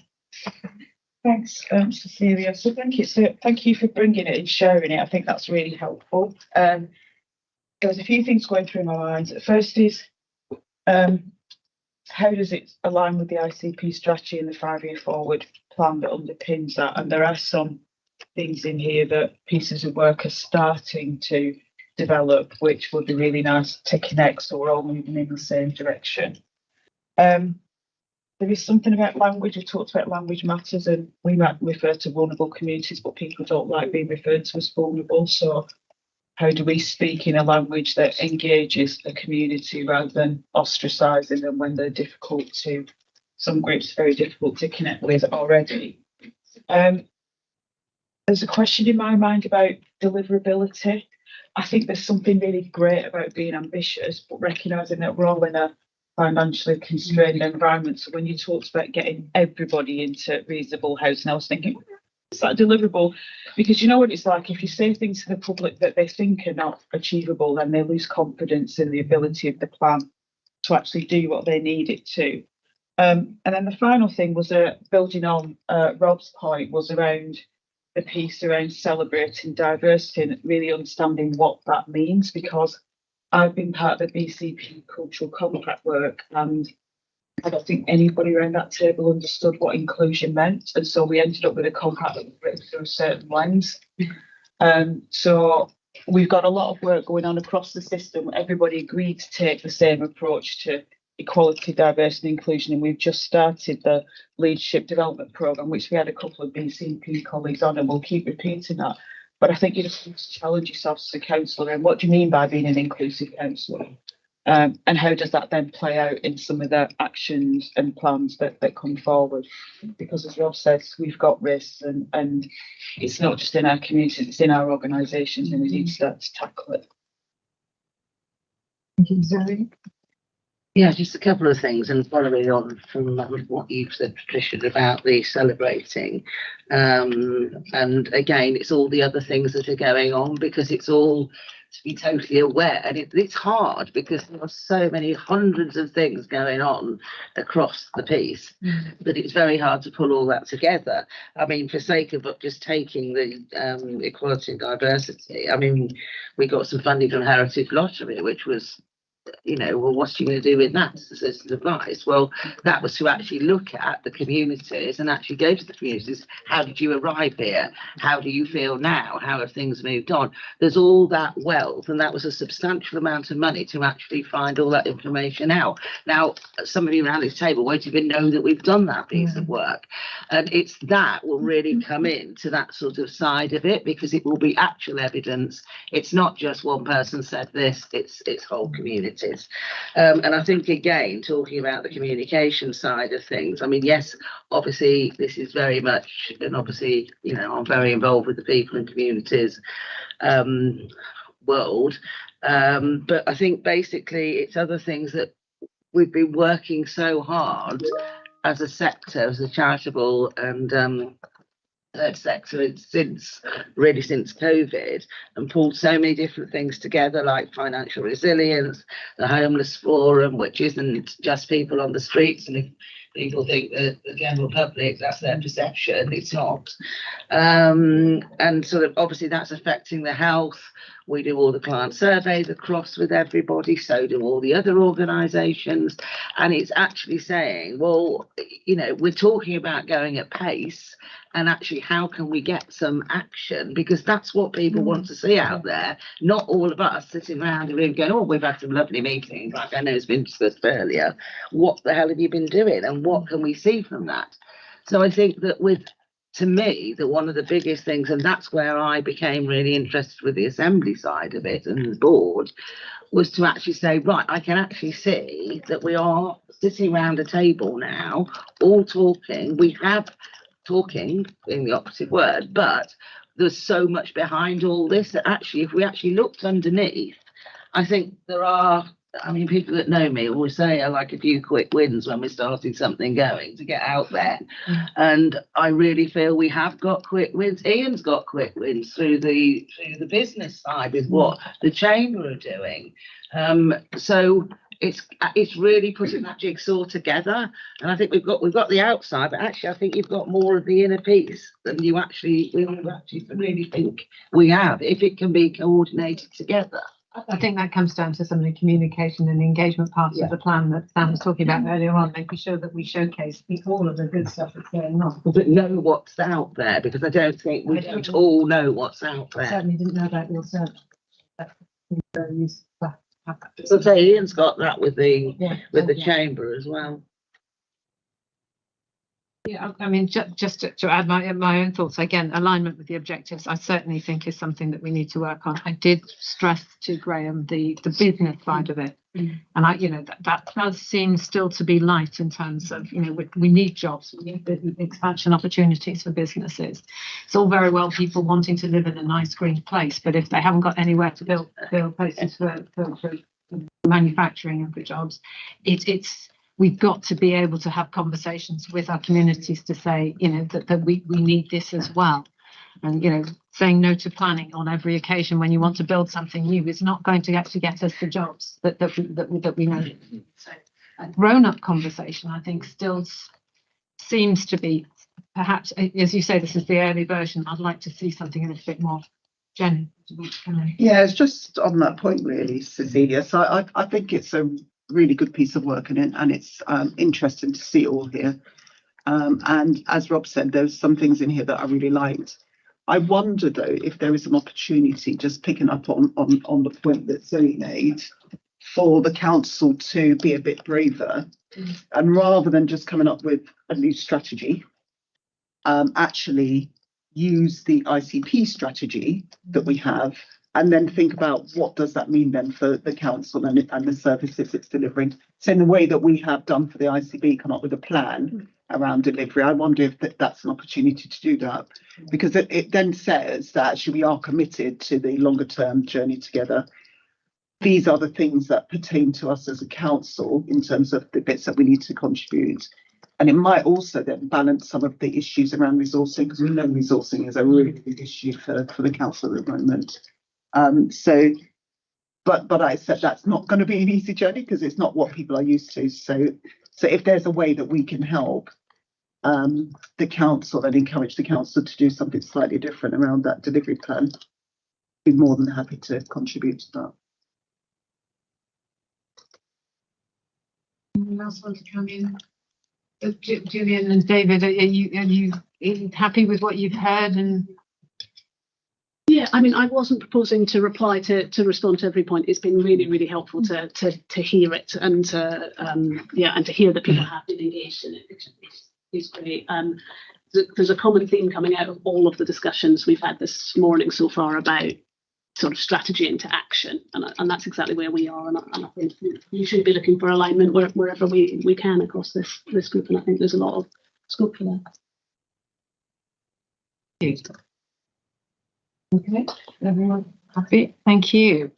So if we don't actually get a break in our meetings, that's what we do. I've got housing update. So we've got health and well-being. So we got our housing update now. Due to my intervention, I recognised having a conversation with Matt that we hadn't moved the housing activities on as far as we would like to. So we asked for just an update, which we now have in the pack of the of where that group has got to. And I think it's a very useful note to say that housing is remaining at a very high level on our agenda. That the engagement that has happened with the roundtables that Matt's been hosting has been really very promising.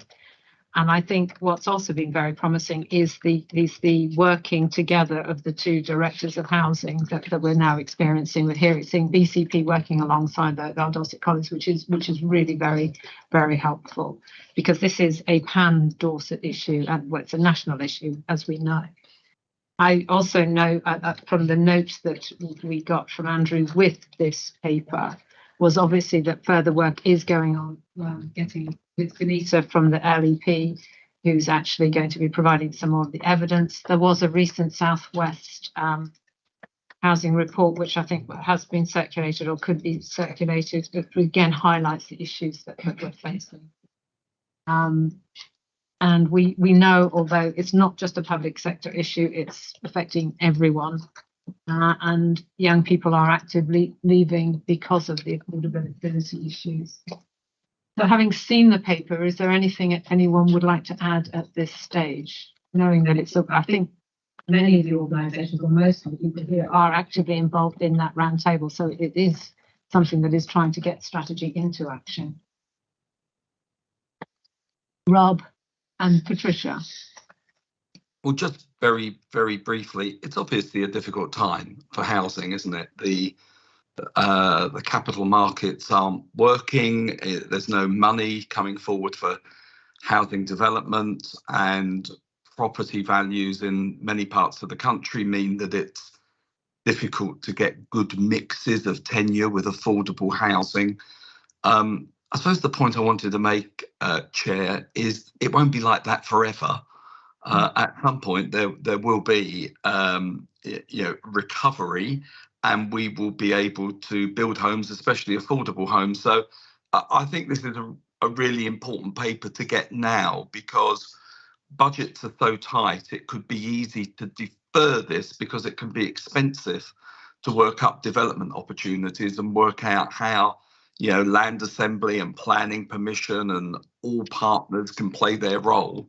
But in a way, now is the time to do that, isn't it? Although there's resource constraints, it would be good for when there is a recovery in 2 or 3 years, and we start to see significant opportunities being deliverable again through funding. It would be good if we've got oven-ready schemes, or whatever the cliche is about having them shovel-ready. It would be good if we're in that position, because we work together on building up deliverable schemes. And I know people find it really hard. Lots of areas are cutting back on their development capability because of the context of the economy, but we should really try and have some schemes ready and be ahead of the curve, because we desperately need more workforce, and we desperately need more homes for the community and the workforce that we want to attract here. Thanks. Thank you, Rob. I absolutely agree. Patricia? My point was similar to Rob's in that I think we've got 3 issues. We've got insufficient housing for key workers, which is affecting our recruitment. We've got insufficient housing for people with severe mental health issues, which now is leading to them being delayed by up to 2 years and their health then deteriorating where they can't be discharged, which is appalling. And then we've got general affordable housing issues in the community. So the paper's fine, but for me it's a narrative on a position statement, and actually what I want to see is some plans coming forward to the ICP, with some dates of delivery on, or at least some preparation ready for a potential change in government next year where funding might become available. Because otherwise, 1,000 families in temporary housing means probably more than 1,000 children that are going to end up with some very difficult, challenging behavioural issues going forward through instability and insecurity. So we've got to get on top of this. Otherwise, the next 10 to 15 years, those children are going to become our looked after adults with complex behaviours. So I really want to see that we've got some sort of plan that takes us over the next 5 years. It will have to make some assumptions about what will be available in terms of central and local government and business, but at least we've got something down on paper that's an ambition statement that we can work towards. Agree, and I think that's the commitment, to get that plan for our January meeting, and to have something that works across both local authorities, that planned Dorset approach, so we can see that.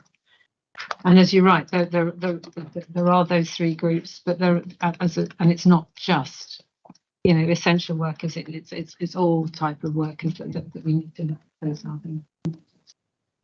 at. Yeah, I think that's right, Cecilia, which is partly why I didn't want to comment before, because I know it's an interim paper ahead of January. But just picking up the point that Patricia made, what isn't clear from here is what are going to be the priority areas that plan is going to focus on. Because that would have been useful for us to have some indication today, so that we could then start thinking about, how we interact with that and what it means for us.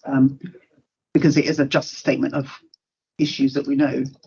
It doesn't really point us to where we think it's going to be going.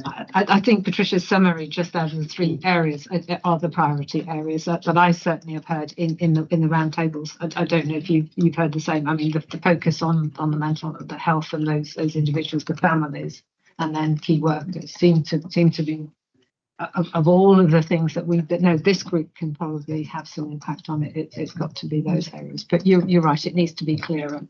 And a bit more priority on accommodation for young people and families, because everywhere I go, planning permission being given for more retirement homes, and all we're doing is encouraging more and more retirees to move here who are really expensive to look after and actually are not of working age to contribute to our economy. So please, can we have a different focus? It's not that we don't want retirees coming, but that's what we seem to give planning permission for. Well, I think you make a good point. It was one that I certainly raised as well with housing associations. Is their view is, if you build houses for older people, you will get more older people. And I just said, yeah, I mean, that makes so much sense. So why not build houses for younger people and for families? Because then you will, if it goes well. David, did you want to come in? Yeah, just to add to that, I think, the importance is in the detail, isn't it? Because I've got, just in my ward plans for about 3 new free new care homes on major developments, each of about 60 to 80 beds. And speaking to sort of colleagues, it's like, well, the last thing we want is more care homes. We want extra care housing is where our strategy is going. But the planning permission, the old local plans seem to be saying, well, if you're building so many houses, you've got to build a care home. You've got to build a care home. So we've got planning permissions for multiple care homes, and we're trying to move away from people going into care homes. So yeah, it's getting the detail right around so that our sort of local plans are getting up to date with our current sort of thinking about where we can understand that people, you know, again, communities don't mind care homes. They're quiet, they're easy, you know, they're nice places to have, you know, they don't cause any trouble. There's no kids running around, there's no youth in the area. And so it is easier to get planning permission. I also understand you get more money if, you know, again, as a builder for building that type of accommodation. So I think it is quite a different thing. So if in your planning, you can make sure that the focus is towards this type of accommodation, then I think that would be a very strong thing. I mean, I know, Jane, you put your hand up just as I was going to ask. Thank you. Yes, this is I'm glad, I'm really glad to see, you know, obviously housing all working together with all around the kitchen.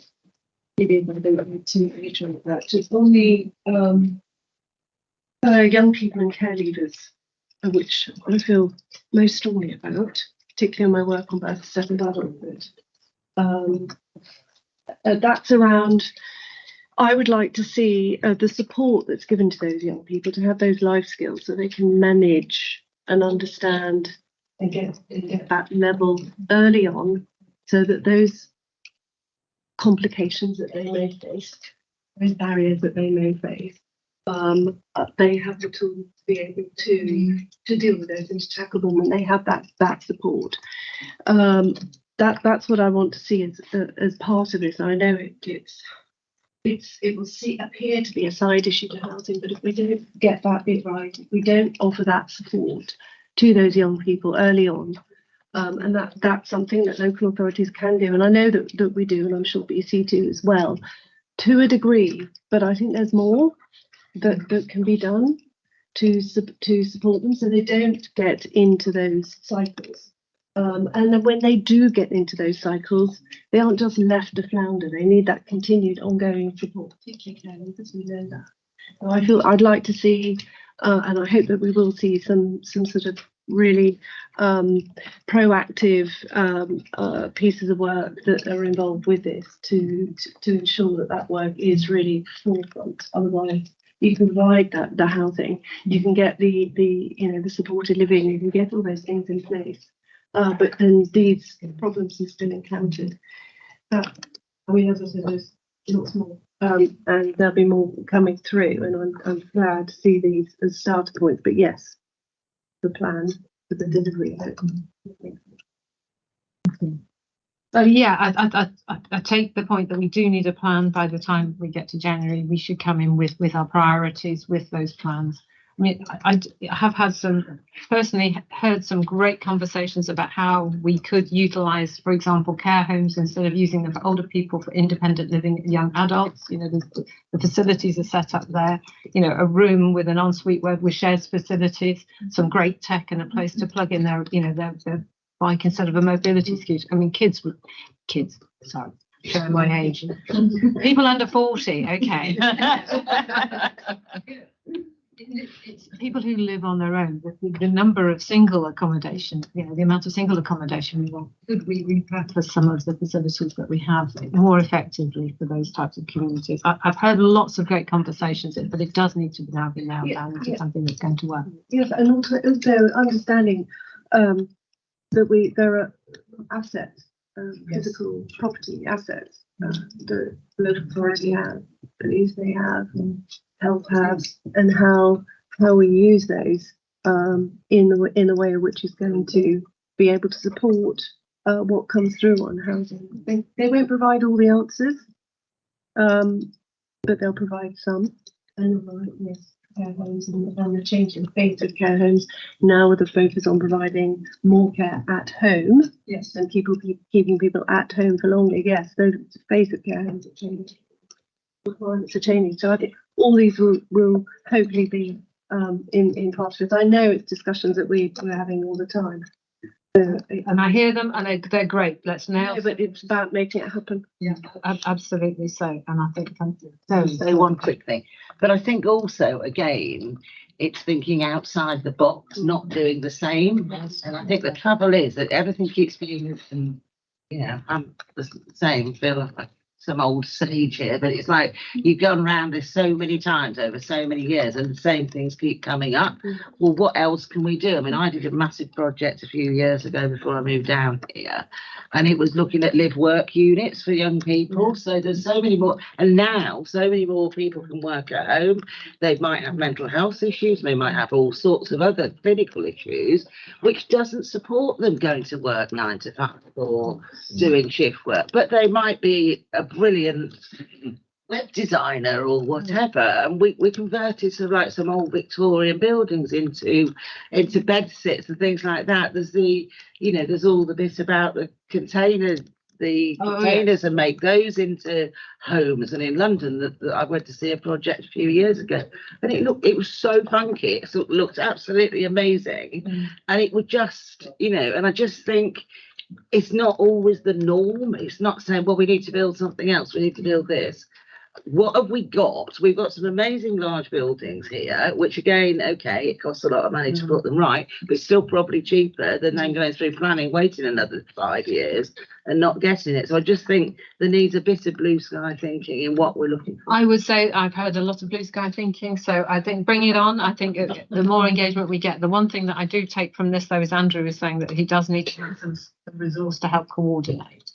So I don't know how we put that resource in or what the ask is. So we just need to be clear from that what that resource might be, so we can actually help them with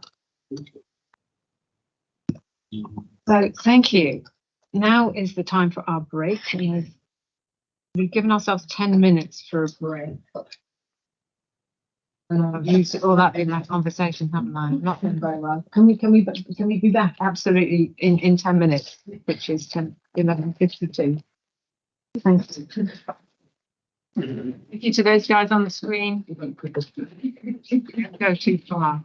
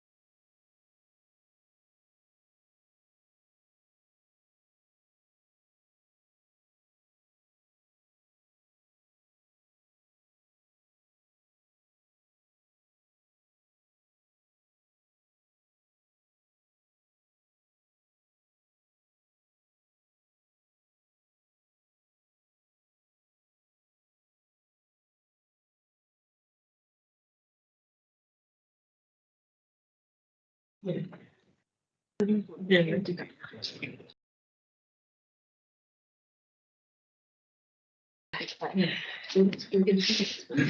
quickly, yeah, no, just very quickly.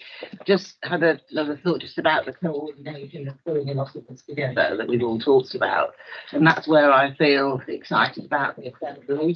And just to sort of, I think this is a good point to sort of just announce that we've looked at the strategy and we've looked at how, from a board, how we're going to take this forward. And we decided that we were looking for a programme director from the assembly side of it, rather than having different organisations do different things, but then obviously feed in. So just to announce that as of this week, John, that's why John's here again as well, because he's been appointed our interim project director until the end of March, where so that gives us time to recruit a person to pull that together with secretariat, etc., underneath it, with a website, etc. So I feel a lot of this coordination work, there is support and there is ability for that. That is built into the role that we've put for the JD for that job. So things like we've talked about, and looking at specifics, and again coming back to the quick wins, if we can actually look at something, you know, it might be housing, it might be something else, but actually who is actually involved in this, what does that mapping look like? And I really feel that then if we've got and we've got acceptance and it's gone out there and residents know and everybody else knows, then it can actually show that we have actually achieved something, and then plan in when the others are going to fall in behind it. I think that's a great example of how aligning the strategy helps with then offering those additional resources. So thank you, thank you, John. Again, that's super important. So our next item is looking at place-based partnerships, and I have David. Yeah. So this is just a bit of an update on where we've got to, because this is such an important area of work, and we had intended to bring a more substantive paper to this particular meeting, but as you'll hear in a few moments, the conversations we're having around the place-based partnerships are still live conversations, and we'd rather get those to a sort of comfortable place before we and sort of secure agreement before we start sharing where we want to go with it all. But just to remind colleagues, because it might be a while since, and some colleagues are new, that we've been talking about place-based partnerships. So developing place-based partnerships is one of the key opportunities that we have upon the legal creation of the ICS. And for us in Dorset, we're really clear on the benefits of making decisions closer to our communities, particularly if you consider the differences between the Dorset County footprints and the BCP footprints, the different nature of population, the density, the rurality, the different demands and demographics in each of those things. And up to this point in time, we've been working on a Dorset-wide footprint and trying to respond to those different needs. With this opportunity we have for the development of place-based partnerships, we can be a bit closer to those populations and a lot more reactive and proactive based on their needs.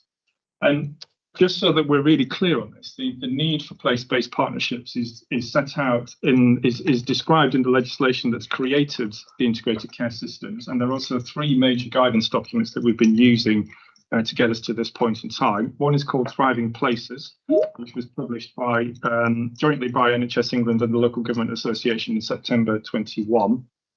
Another is Joining Up Care for People and Populations from the Department of Health and Social Care in February 22.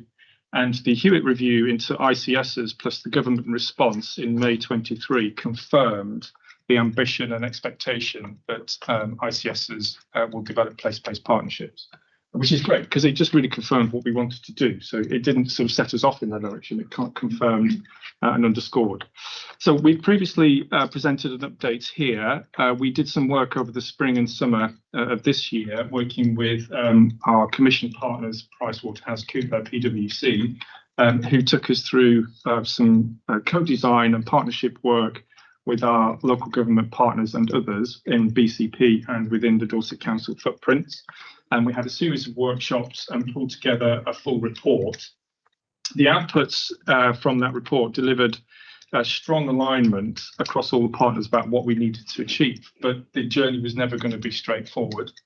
And that's the stage we've got to at the moment. The report and our work together recommended 5 key things which we're now working to finalise in each of our places. And the 5 key things are confirming and agreeing that local authorities should take the leadership of the place-based partnerships, agreeing the extent of the budget that we wish to delegate to the partnerships over time, as and really be clear on this point, as the arrangements mature, what the enabling governance structure should be for the place-based partnerships, what the lines of accountability should be, and also to agree that we will use the Better Care Fund, which is our pooled funding mechanism between health and social care in particular, where we can pool budgets and use it for common plans. So those were the key things we've been working on over the last couple of months, notwithstanding summer holidays.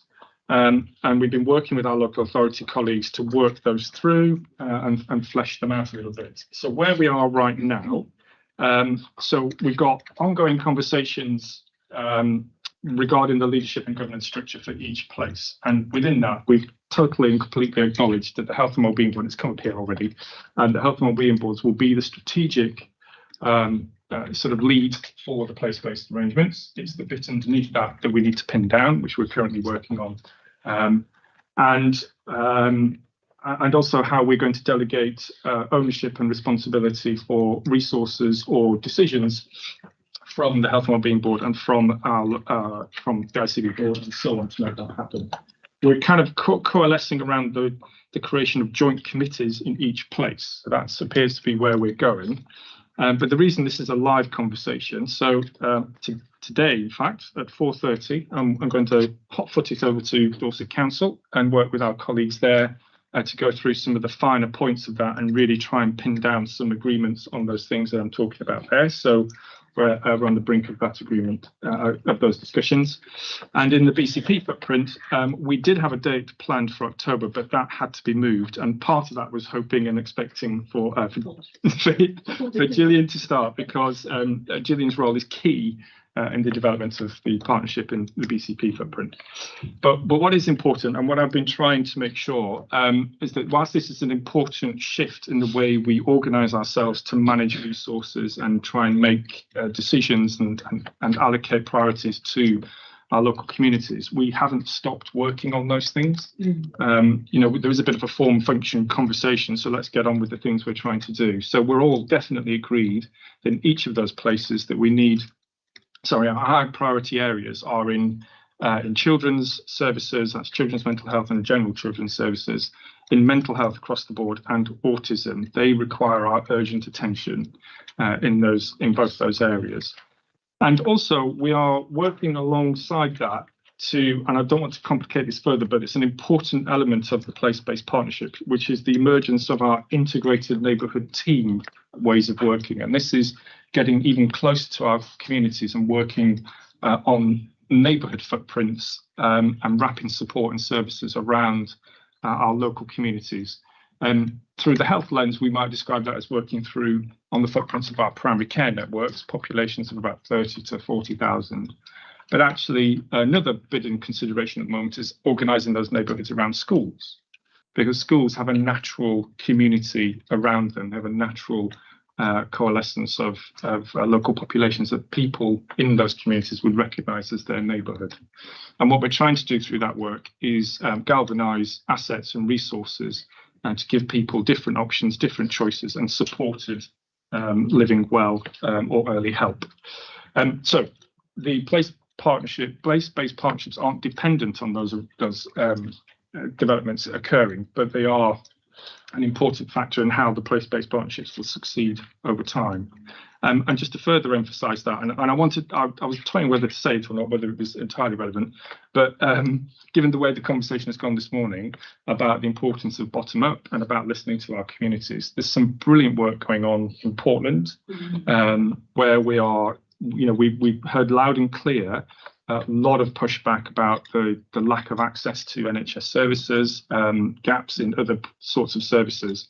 And initially, the community's asking for community hospitals, MIUs, all the rest of it to be present on the island. But actually, we wanted to come at it slightly differently and understand what the real needs were and what the other assets might be in the area, and see if we could build the services up and support needed up through that mechanism.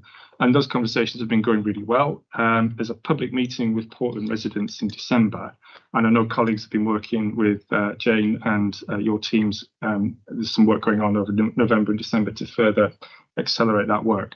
And that's a model we want to take into all our community areas. And I think with these arrangements, with the place-based footprints being the overarching umbrella for that work and the neighbourhood teams happening on the ground, it's the two things coming together really well. So it is important to get it right, and it is important that we have joint and shared ownership of how the place-based partnerships should look. And so there's been, as I said, quite a lot of discussion over the last few weeks to bring that to a head. There's a further discussion with Dorset today, and very soon a BCP Council conversation coming up soon. So our proposal will be that, subject to any feedback here today, that we do bring back a full position paper on this and any recommendations or support we might need from the ICP to the next meeting in January.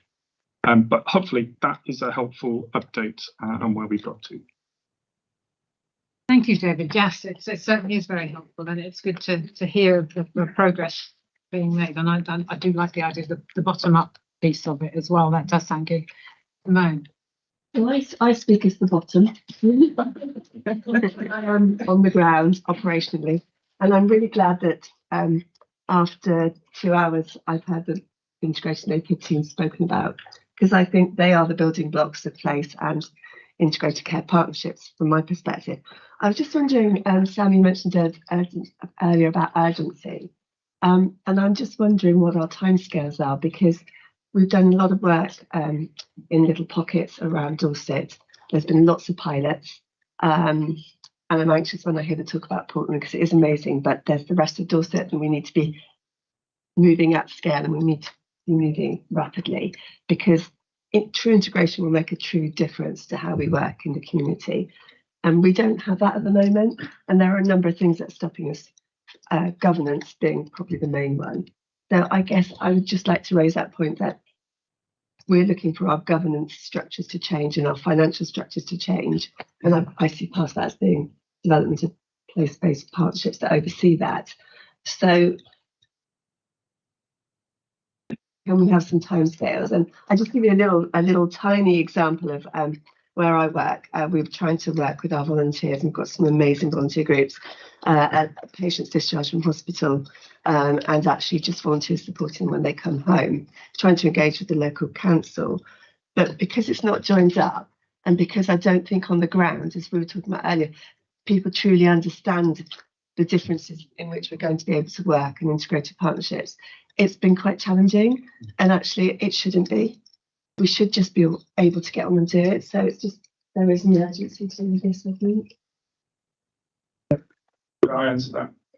Yeah, I've got Patricia. Do you want to come in before? Yes, Patricia. I actually think this is one of the things that we shouldn't do quickly, if I'm honest, Simone, because we shouldn't, because we've got to get this right. We've had a go at it once before the ICB was in place, and we've lost confidence in it actually work. So I think we need to do this properly, and if that means taking a bit more time, and Matthew and I have talked about possibly 2 to 3 years of really embedding those teams properly, the right culture and the right leadership. I am not apologising for Portland, because the reality is when we go to Portland, they have nothing.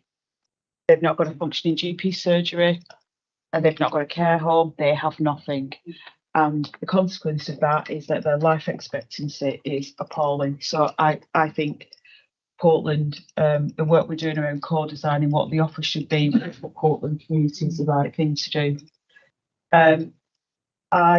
I think there's some things that probably we just need to think about when we bring the paper back here, which is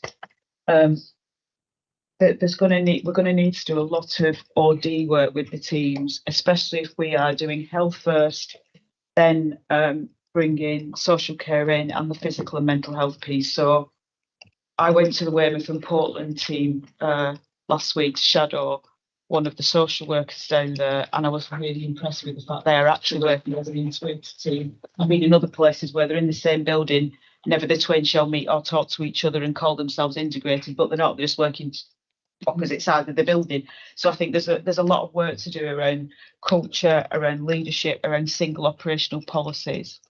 I think there's something in my head about not disagreeing with the priorities that David has identified, but also being really clear that we're using the DICE as the single version of the truth around where we should be focusing. And we know we've got issues with SEND and children and young people in general, because that's what a lot of our anecdotal evidence tells us. But I'd want us to be really clear that what we're doing around prioritising is evidence-based, that we know where there are issues. And then I think when we think about what needs to come forward in terms of the potential for future delegation of funding and commissioning, I think we need to treat that very, very carefully, because the statutory responsibility still sits with us as officers and the ICB or local government cabinet.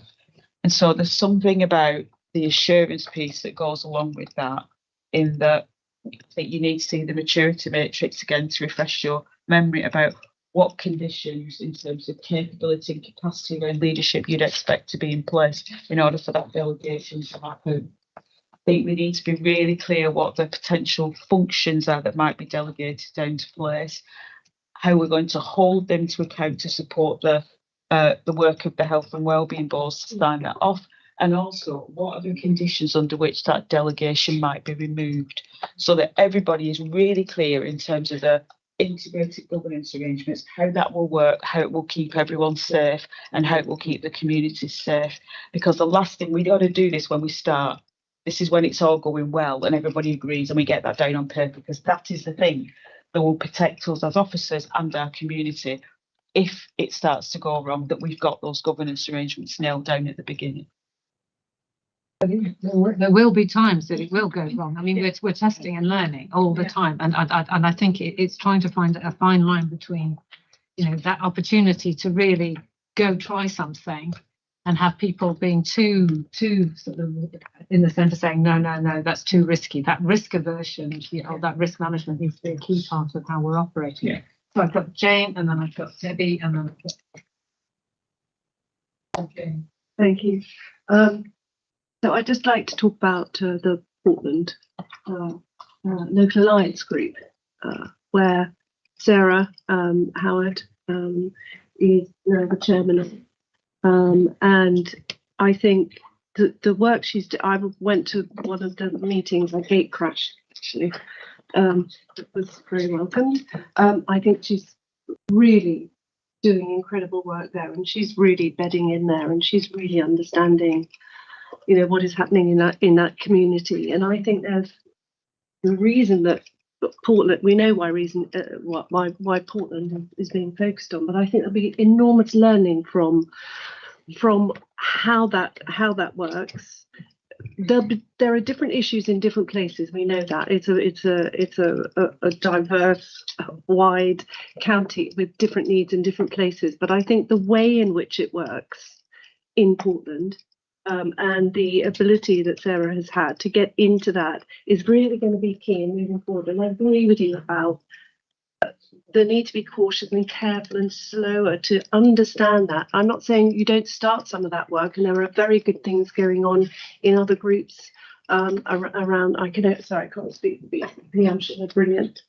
But you know, there are good pieces of work going on, but it's mixed. It is mixed, and that's why I think this focus on Portland is going to be really vital to that learning of how to get it right, because I see that working. I know that there was a split in the Local Alliance Group, because I think it was Weymouth and Portland, and then it moved because of the need to focus on Portland. So I'd like, you know, that learning for that is going to be really vital to providing, you know, a really good understanding of how to make that work. Some mapping as well, of what's going on well in, and I know obviously in the north, which I represent a big chunk of that, and it's very important to me, and I know there's some gaps there as well. So, and some people coming, so it's just to kind of reiterate that and to understand why that is I think is going to be really helpful in that learning. These are, this delegation of resource, the funding through Better Care Fund, the understanding of how that's going to be delegated, what that's actually going to mean. All these things are going to be vital moving forward. It's not quick. You can't do that quickly, I don't think, because then you just make a big mistake. No one thinks it's going to be perfect, but taking that time to understand, I think, is really vital. I really support that, and that's why I said I don't apologise for Portland, because I think we've got a lot of learning from that situation, how we make decisions, how we really fulfil the principle of differential investment, how we play value for money into conversations, because the fact that it's not value for money because there's only 14,500 people there has led to them having nothing, not even a pharmacy that will dispense on the day because all the products are off the island, takes them a week to fulfill a prescription. We've got to look at all that, because we can't make those mistakes again in any of our other localities because we don't deeply understand the population there and what they need. Yeah, thank you. Thanks, David. It was really helpful to have that update, and I fully support what you were saying, Patricia, around sort of getting it right and going slowly. But I think just one word of caution.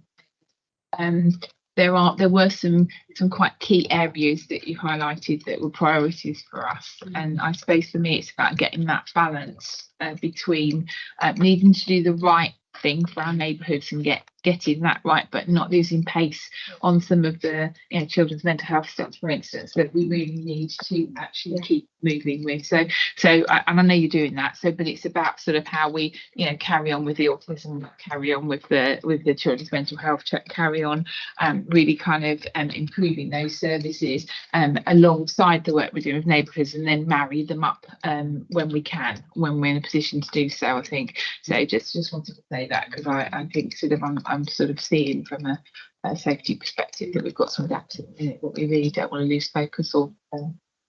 But it is all about balance, though, isn't it? Because again, we have people who are piloting, as Dimone says, who have really engaged with the ideas. You don't want to lose that interest and excitement either. You've got to try and make sure that you can help them make it work at the same time as getting this focus right. It's a real challenge.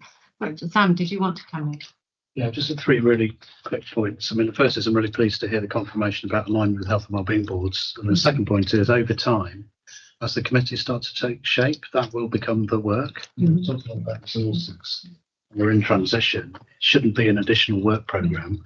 We should be working on the work guided by the strategy and what people in communities are telling us. And then, Simone, I hear your frustration. And I guess I'll sort of maybe put a slightly different slant on it. I think I understand the need to kind of do the work on the teams properly from the perspective of organisations. But I would say now, if we're focusing on the word neighbourhood, integrated neighbourhood teams can take shape when we're understanding what informal non-statutory sources of support are out there. So I think some of the work that you and your colleagues have been brilliant at in taking on board that altogether better model and starting to really develop, proper person-focused human care and support can start now. And so it's kind of, let's do both, even if the organisational stuff takes a bit longer. Amanda, and then we'll go back to David. David's just a bit of an offer. I'm hoping that policing have been engaged with you on this, because obviously we have been in neighbourhoods quite some time and we haven't always got that right, but there are some things we've got right as well. So some of that learning, I think, can feed into what we're trying to do across the system. Yeah, we had, just I'm going to jump in there, but we had your colleagues from police in the workshops around the place-based developments that were just outlined, and fire colleagues as well, actually.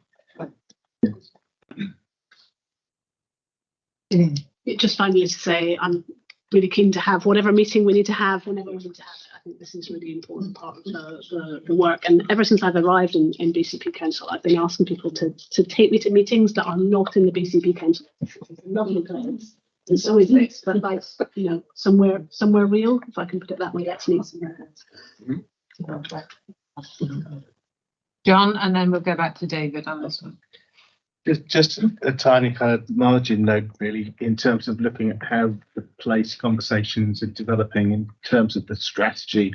I wonder whether there's an opportunity to just kind of pull out how successfully we're meeting the strategy at place in terms of, we're talking about starting at the grassroots, and the drift towards it becoming driven by public sector or by health is actually incredibly difficult to resist. You know, we've talked about Portland as a shining light, and it really is. I completely agree. But it's being the steering group is being formed under a health banner. That wasn't how it started, and so actually pulling back to community first has been, I say, a bit of a mission for me in terms of being a participant and facilitating some of that work. And it's interesting listening to people when I do speak to them who aren't involved in it yet, that they're not seeing themselves in that representation. They haven't understood it to be what it is, which is a community endeavour, and they're seeing the leading lights from health and local authority being there and thinking they're excluded, because that's how we normally perceive things. So just to offer that as a kind of maybe a little test for some of these pieces of work to see who is in the chair for this sometimes. David, you tell us there then. We want it to go fast, but we want it to be slow. Well, yeah, no, all at once, yeah. Everything everywhere all at once. So I do want to make a couple of comments actually to your point, Simon. The timelines are a bit more encouraging because we've committed to setting up with the place-based partnerships, shadow running this year, this business year.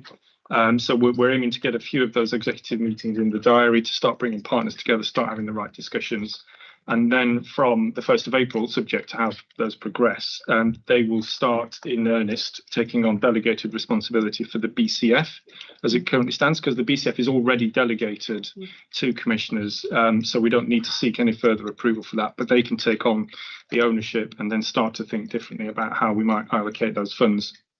And then, but that actually talks to Patricia's point around that's where you then need to get into the maturity conversation. Can it take on the additional responsibility effectively and discharge that in a way that feels good to us, that aligns with the things we said we were going to do? And just to give you a sense, we've talked a lot in the ICB, in the NHS ICB, that our ambition is that 80% of our health service budgets will be delegated to place. I mean, that's a big ask, and that can't happen quickly, but it is the extent of where we're thinking as to where this could end up going. So it's really, really exciting. And then on the integrated neighbourhood teams, we're aiming to get that programme off and running this side of Christmas. Again, that's the bit that's definitely going to take 2 to 3 years, but with a bit of resource and commitment and energy behind it, it can start to deliver some things really quickly. So tied into what other people are saying, we can do some real work now. We don't need any of that to happen to pay attention to the stuff that needs to be paid attention to. But in doing these other things, we can accelerate, go at the pace that kind of works for us all. And I think actually those are the key points. Oh no, there's one thing actually. I go to the BCP offices because I like them best. So you coming out and I'm going to you, so we might just meet halfway. Yeah, but Gillian, thank you, and we'll have those conversations and get them going. Oh yes, there was one other thing, sorry, Bosco. So we've talked about Portland and the importance of Portland because we need to attend to it now. It is urgent and it is pressing and it's come up. And we want to learn from that different way of approaching it. And we've in conversations with BCP colleagues around Boscombe as one of the most deprived areas in the whole of Dorset. And there's real energy and enthusiasm for that to be a fast follower. So we can get something going there. And again, it's a different set of challenges, but we'll learn from the experience of Portland, from the experience of Boscombe, to take it out into all the other areas that we've got across the county. So it's really important that we're trying to strike a balance as well across all the areas and try and energise each of the place-based partnerships at the same time. Yeah, Leslie. Yeah, just to respond to the Boscombe element, David, I'm on the Towns Fund board there. And I think it's something about piggybacking onto the regeneration funds that are there already. But actually, to start with, there was very little discussion on health at all when I sort of arrived on there. And I'm sort of thinking, well, actually, it's an enabler to everything that they're talking about, the arts, all the sort of big ideas. I mean, some of that enables well-being. I absolutely get that. But when you're looking at such deprivation, so there's a lot more, positive conversation drilled in around health. Although I think there was a well-being hub that was supposed to be there, and it's not sort of disappeared off. So I think there's enough of us around that space that are really trying to drive it, and the community is very, very engaged around some sort of community hub. So I do think there's some good work, but same thing. Actually, the community groups aren't always necessarily willing to take on and capable of taking on the responsibility to drive something from government funding. So, yeah, so one to watch, I think, but it's quite interesting to be part of.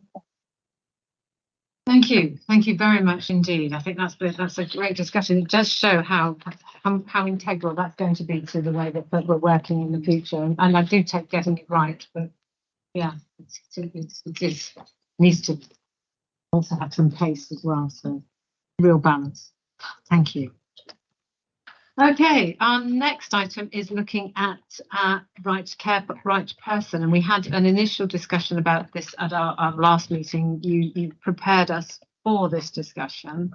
Amanda, did you want to introduce this? I think I kind of trailed in the last meeting, so in the interest of time, I'll let Gavin and David kind of go ahead with where we are now in Dorset.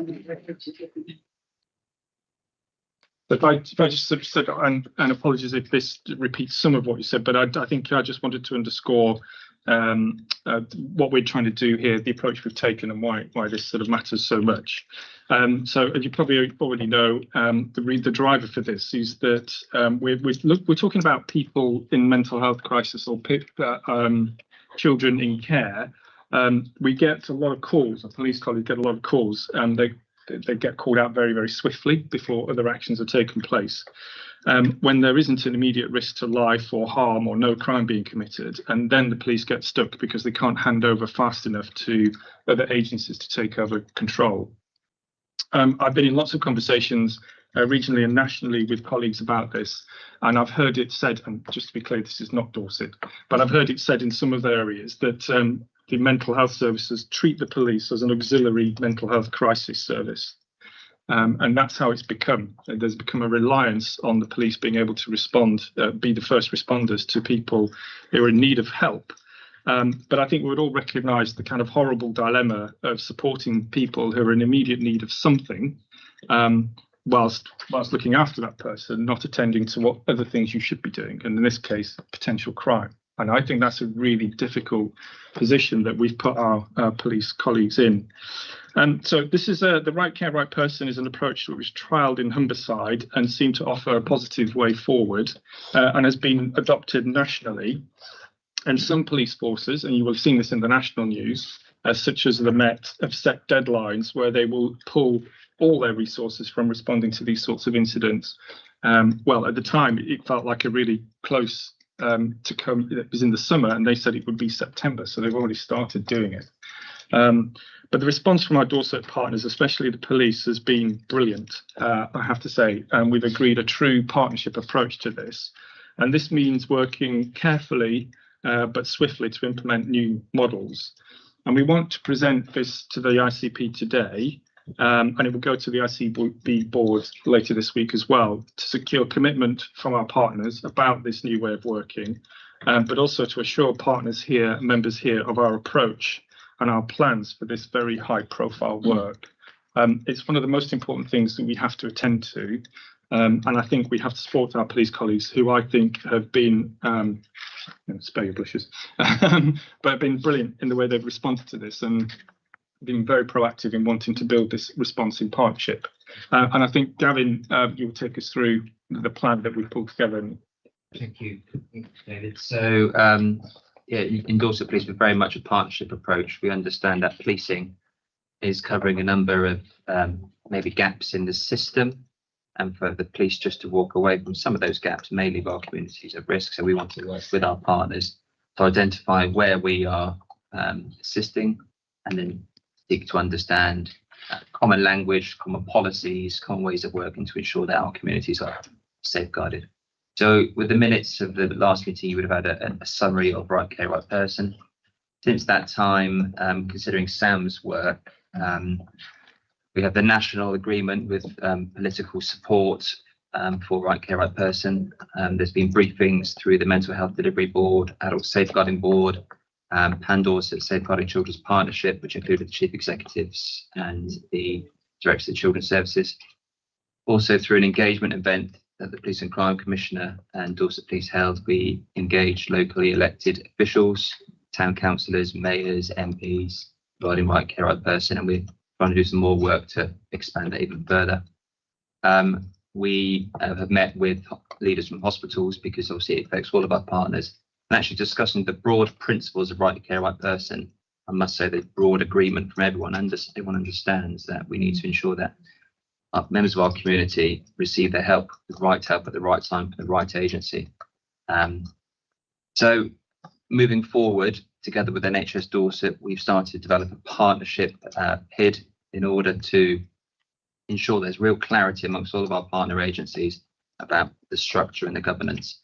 And with the slides, you would have seen a diagram. Mm-hmm. So we're going to the system. If everyone's aware of the JESIP way of working, the gold, silver, bronze, the strategic aim, the tactical delivery, and the operational delivery underneath. We seem to replicate that through the ICB meeting structures. So through the ICB, you'll have the updates through the ICB board, but we'll sit at the system executive board, whereby we'll ensure that what we said is being delivered is going to be. With partners, I seek to chair a steering group, and we've got good engagement from most agencies to have somebody at that silver level across the county. And then we'll have operational groups, tactical groups, focusing at the phases, and the National Partnership Agreement and College of Policing suggests the implementation of a phased approach.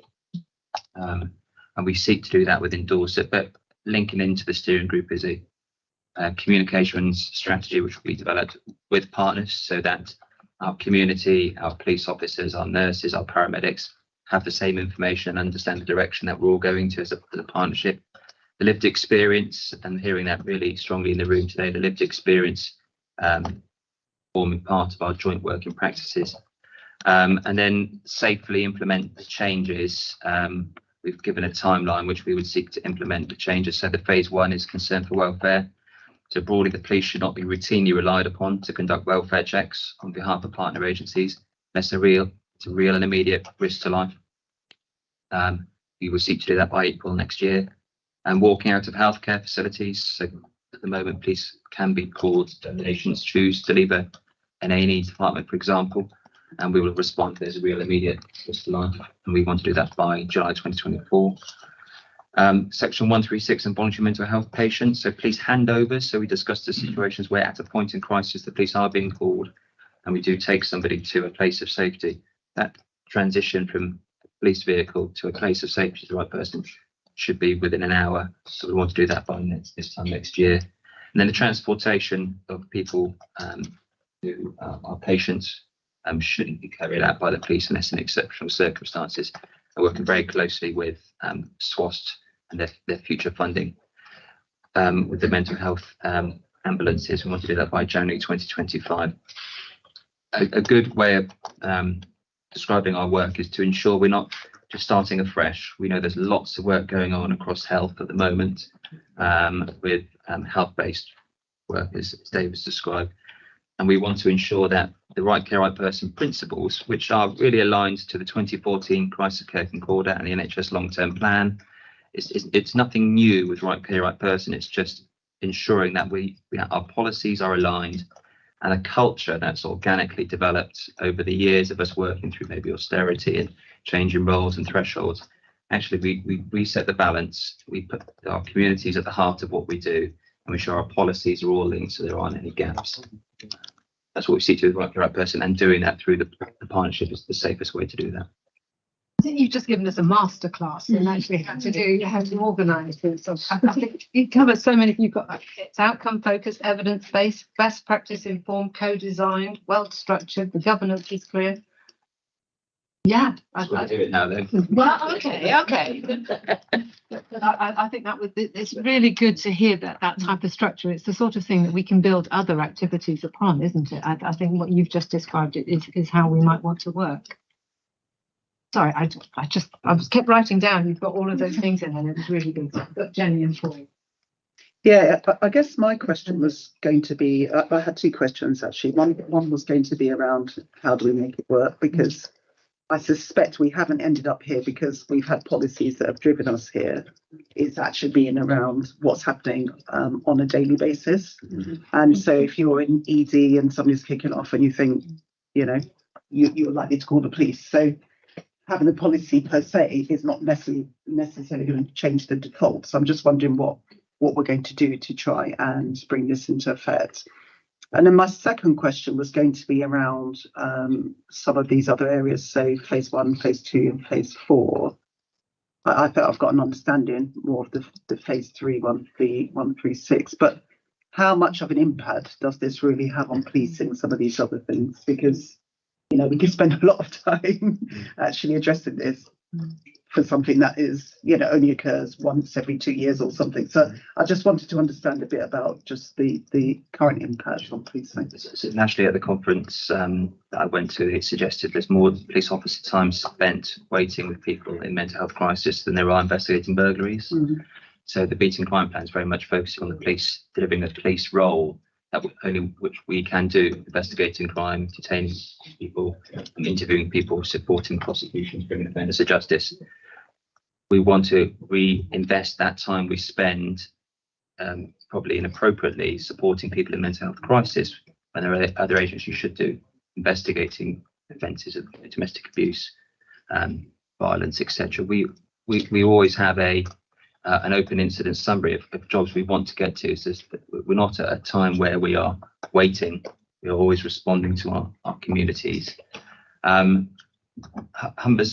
Humberside Police, through their best practice on the College of Policing, have calculated with their data management the amount of hours spent in areas within Right Care Right Person, and then are reinvesting that back into local community policing, neighbourhood policing, investigating crime and disorder. So sorry, I probably wasn't clear, but I was trying to understand it from Dorset's perspective. So last year, I know what it looks like in Southampton, for example, but I'm just so far removed here. Yeah, so, last year we attended 8,000 incidents of dealing with people with where you're waiting. Where we are attending, we probably weren't the best service to attend that individual. That's helpful to know. And then making it a reality. Yeah. So the task and finish groups. So the leaders in our organisations are already working together. So we've met with the hospitals, and a tactical example is their policy, for example, when to call police, maybe at 0.7 call the police. Well, actually, the threshold for calling the police probably isn't until a lot later. And it's that understanding of people with capacity to make decisions are able to make decisions, tolerance of risk about when to call an agency, and actually the culture of people trying to help and trying to do the best, but they're not experts in their area, can sometimes contribute to some of the challenges. So we do have times where our staff are waiting with people when the clinical advice is that you shouldn't be waiting with people, but they think they're doing the right thing to help people. So it's just ensuring we have a 24/7 service of crisis care. We have somebody that we can phone. We have the retreats. We have the mental health hubs. All the bits of work that have taken place already. Just maturing them, ensuring our policies are aligned, and under a good joint legal guidance, so we understand what our responsibilities are under our core responsibilities, our ECHR responsibilities, and ensuring as a collective we understand that if something happens, we know who is going to be dealing with it and what the handover points are. Because at the moment, it's unclear, and we work through a good working arrangement rather than our policies. We'll be monitoring and basically also how impactful this is, so we should be able to know after you've started. The data collection is vital for the Right Care Right Person, so we all understand how the system works and what the pressures are. So we know that when Dorset police officers are waiting with somebody to hand over to a health-based place of safety, We know it's not the health-based place of safety. If they had more rooms, it would be fine, because we know there's a throughput into a wider accommodation. You know, there's bed space in the system. It's actually, it's understanding all of it to understand the part that we're sort of hiding from NHS data, because we're the ones dealing with that demand at the moment. So, I mean, you've gone part of the way to answer it. And I guess what I'm hearing is that over time, you've lent in where there's a gap and people have been in need and there's been no obvious source of anything to come in and help. And it's either because we're escalating too soon, which is what you're hinting around some of the things, particularly around some of our providers, or just there haven't been the resources, or there hasn't been a pathway that has actually met those needs. So they've been left wanting. So right care, right person is only the right care for the right person if there's something to go in place for where you step away. And I completely understand why you would step away, because it's about prioritization. But what I've not got in here, I've got what the police actions are. And you started to touch on it. Where are the gaps going to appear? What are the risks in doing this? Who are those cohorts of people who are potentially going to be left with a gap in their needs being met? And what confidence have we got that other agencies who may be more appropriate than you have got the capacity and the pathways and the governance necessary to step in? I think I can start answering that by saying that's partly why we adopted this approach in Dorset. Is because from a policing perspective, we don't necessarily know where those gaps are, because they are elsewhere in the system, and we don't know what it's going to take to fill those gaps from a partner perspective. So we don't want to be in a position where we just walk away and we've left a person in need and at risk, whichever population group that comes from. And with some of these phases, they are actually different population groups. So that's why we need to work so closely, I think, in partnership to say, what is it that created that then? Where is the gap? Really interesting. One of the things that Humberside did was got practitioners together from all of the agencies and went through 100 cases, described the circumstances and said who was best to meet the need in this circumstance. And actually every agency could recognise where it should have been their agency. And in actual fact it was policing, and that wasn't for the benefit of the individual. So that's like great. Are we going to do? Are we doing that? So we're doing some of that already within the delivery that Gavin and David are doing. Yeah, just to sort of build on that. So we know a lot of this already. So this is underpinning this work is quite a lot of conversations that have been going on with our mental health service providers and our local authority colleagues about where the issues are, where the gaps are likely to be. As Gavin has described, we already know that there are gaps in services, which is why the police get called. This is not, this is not effect and cause. This is because we haven't had what we call a universal offer in our new service model. So people, if a crisis is rising, where can you go? If there's a gap in those services, people will then sort of default to the community mental health teams, which means that the threshold of need is higher than it should have been if we'd have been able to intervene earlier. And in between those points, those missed opportunities is where the police get called. And so we know that that's already a problem, and we're already starting to fix that through, and Gavin alluded to it, to the crisis front rooms, community retreats. They're already a model of that across Dorset. We just need to expand it for more places more rapidly. And that's kind of, so therefore bringing our plans forward to meet that need. And there's also an element of the phasing is important because there's something about our practices and procedures, our standard operating procedures, which means, and again, Gavin mentioned, that we're calling police at stage 7 when we should be calling them at stage 20. And we've defaulted into that way of working because we're not doing the basic things well to begin with. And that doesn't cost anything. That's just a change of mindset, a change of way of working. So we can get into those things more rapidly. But at the back end of the programme are going to be those things where we're going to have to find new investment or divert investment from one place to another to open up these new ways of working. And that's going to take more time to work through and understand the sort of financial implications. So that's why it's staged in the way it is. So it's a mixture of, yeah, we've got really good insights from the work we're already doing. We'll continue as part of this to really understand what the, that diagnostic, that analysis of what's out there and what's not, what they're currently covering and what they shouldn't be covering. And then we'll align that to what we're already doing. And that will tell us where the further gaps are for the services whilst trying to fix it as we go as well. Can I just say it's that change in mindset and changing behaviour that I was trying to get to, because I think that's the crux of it, really. Yes. Can I also just say thank you to Amanda and your teams, because I know not every course has done that. Some, as we know, the Met just withdrew that. This is a partnership thing, so thank you for working with us to try and fix it. Got Patricia and then Rob who wants to come in. Just a couple of things going through my mind. First of all, are we taking the same approach with local authorities and corporate parent responsibility? Because talking to some of your officers, there's an equal difficulty in a child doesn't return to a care home 1 minute late and we're getting into the police, and then we turn up 20 minutes later and there's not a phone call to the police saying they've arrived. So what's happening there? I'm really confused, if I'm honest, why providers are even ringing the police when we've got someone who's who's got capacity to make their own decisions. And whilst I accept we might need a mindset change, I don't know why we need to wait until July 24 just to say stop doing that. I think we get into this mindset as NHS professionals that we are responsible for another human being 24 hours a day, when we're not. We're in a joint decision partnership relationship with them around their care, and if they have the capacity to make their own decisions and they walk out the door of the hospital, then I'm really confused why we even call them the police in those circumstances, unless there is a risk to life or their health condition, and quite often when people do that, there isn't. Well, so there is.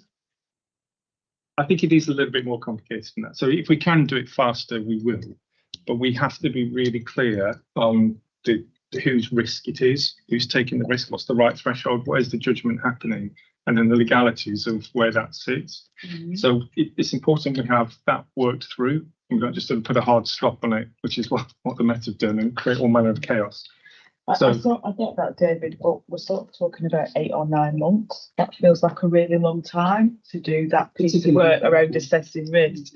And then, because I'm thinking we need to do what we need to do as quickly as we possibly can, in the right frame of making the right decision, so that you can have your resources released to do the things that you need to do as well. And 9 months feels like a long time. Yeah. Fair challenge.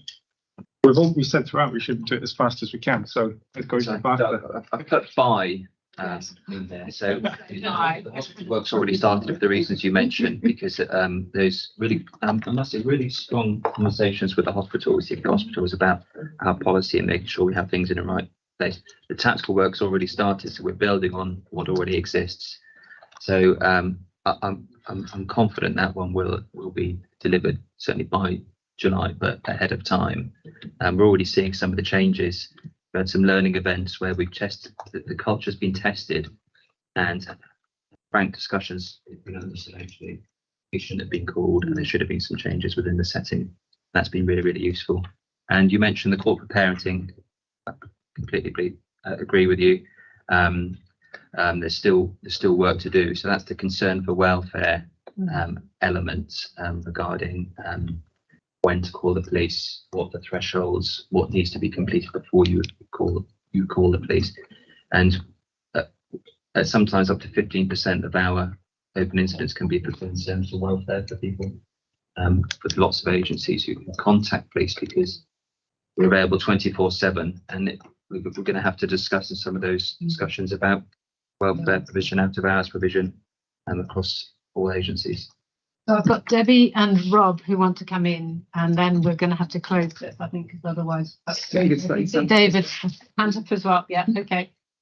Thank you. I'll be as quick as I can. So I had 3 points. First of all, thank you for this, and thank you for the approach you're taking. Really appreciate it, and I have been engaged. In the report, you mentioned that you've had meetings taken place with strategic leaders of Dorset Healthcare in the future. I just wanted to make sure that you've had the same meetings with the Ambulance Trust, because I do think you did mention later that you've had engagement. Yes. But yes. Yeah, because I think sort of my concern is that the knock-on effect of this could actually have an impact on the ambulance service potentially. So I was sort of actually in the same vein as Patricia, actually, I looked at number 3 and I just thought November 24, section 136 and POS suites. I mean, that's just I had a deep intake of breath when I looked at transportation and hoping I need to understand more about what that means. Yeah, so I think sort of certainly that the phase 3 one, I mean, mental health, presumably that's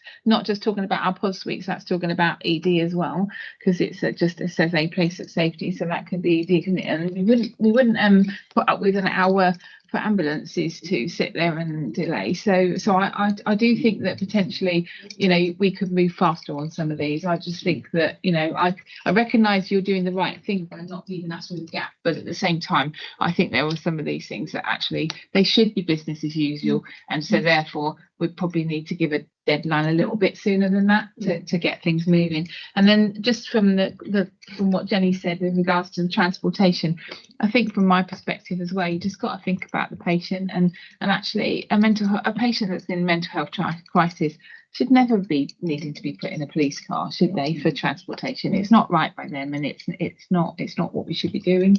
And we know that we do that nationally because it's sort of it's plugging the gap, but it's not the right experience for our people. The fact that we've had 8,000 incidents or 8,000 exactly suggests that there is work to be done. I think you're getting the message of picking up the pace, which always sounds great. I've got Rob, David, and then Paul wants to come back in, and then I really will have to stop. Thanks very much. Completely understand the paper and the need for prioritisation, and of course we all want police time to be spent most productively. I guess the question to ask is, contra to that, frontline staff, and it's certainly true for the police, have a huge amount of wisdom and experience, and they've seen it all before, and they can exercise judgment. And so if these rules, which will create consistency, actually if an officer on the front line thinks it isn't quite right on this occasion, and I'll use my discretion and I'll do something which is not completely in line with policy, is that all right with you? And so I guess I'm asking, police presence is very important at times, and do your officers have discretion to use their judgment if what they see doesn't quite fit with the policy? Thank you. Can I take David and then Paul and then come back to you for an answer? Yeah. David. Thank you. Well, first of all, I've been enthused by this meeting this morning to see the collective endeavour around this. I wanted to make, I guess, 2 points. One point reflects back what I said at the start of the meeting, in that this only works if we take everybody with us, and particularly those people who will be at the front line of the changes that are required around this. And the second one is we talk a lot about the police time saving, but actually this is also about the person getting the care they need, and that was reflected a couple of times around the table. But the most vivid example I had given to me was when there was it wasn't a mental health issue, it was a lady who fell in the street and broke her hip, and it was 12 hours with 2 officers looking after her, and she needed an ambulance, not paracetamol from 2 officers. So it's those sorts of lived examples which I think we also have to keep in mind when we're addressing this. It's not just about the time saved for the officers and what they can do from it. And the fact that we're all going at this, I would like it to go at pace as well. But we very clearly, Amanda and I, when we first talked about this, we very clearly felt it had to be this way, with a collective endeavour and a partnership approach, and not the hard stop that we've seen elsewhere. So I think I'm saying thank you, but let's keep that factor in mind as well, that it's about the people who are on the end of this as well as the police time. Thank you, David. So I mean, I think this is more about how does the system need to respond? And I hear all the things that we're talking about, all the plans we have in process. I guess I still feel quite uncomfortable because we've got all these plans in process and we're not even keeping up with how we're running things at the moment, because we're not doing right by our patients in the community, particularly around mental health. And the need is far outstripping the way we're trying to provide for their care. And then we're going to try and do this on top. So I guess I'm trying to articulate it right. My concern is that there could be, unless we have and it's just making sure we've got a proper process of checking for any emerging risks. Because I think otherwise we could find that with all the best intention in the world, we are now putting more pressure on an already stretched mental health service and mental health system that we've got in place. And it's just making sure that we've got proper awareness and oversight of that, and know what the unintended consequences might be for other places within our system. So it's just that ongoing eyes and monitoring and being able to sort of step in where actually some of those risks are emerging, because we can't predict them all until this happens. So I want to come back on that, because it's really important we understand that it is the same program, it is the same set of work. We're just pulling out these strands to accelerate them. And the way we've timed the things, whilst accepting what everybody said about can we go faster, there is something about the timings aligning with the programs that are already underway. And the section 136 and all that, part of the reason that's at phase 3 and November is because that'll need funding to do, because that's depending on something else that's happening in the mental health integrated community program as well. So I think we should look at the timelines. I think that's become loud and clear, and I think that's something we should look to do. But I do want to reassure this is not another program on top of. This is about bringing together the key elements that can help this program succeed, because it's work we're already doing. And there might be a few little bit of extra. We find there is a gap somewhere that hasn't been covered, but that won't be massively additional. It will be. It should be beneficial. Andy, sorry. Right. Is that what that is? Andy, you want to come in?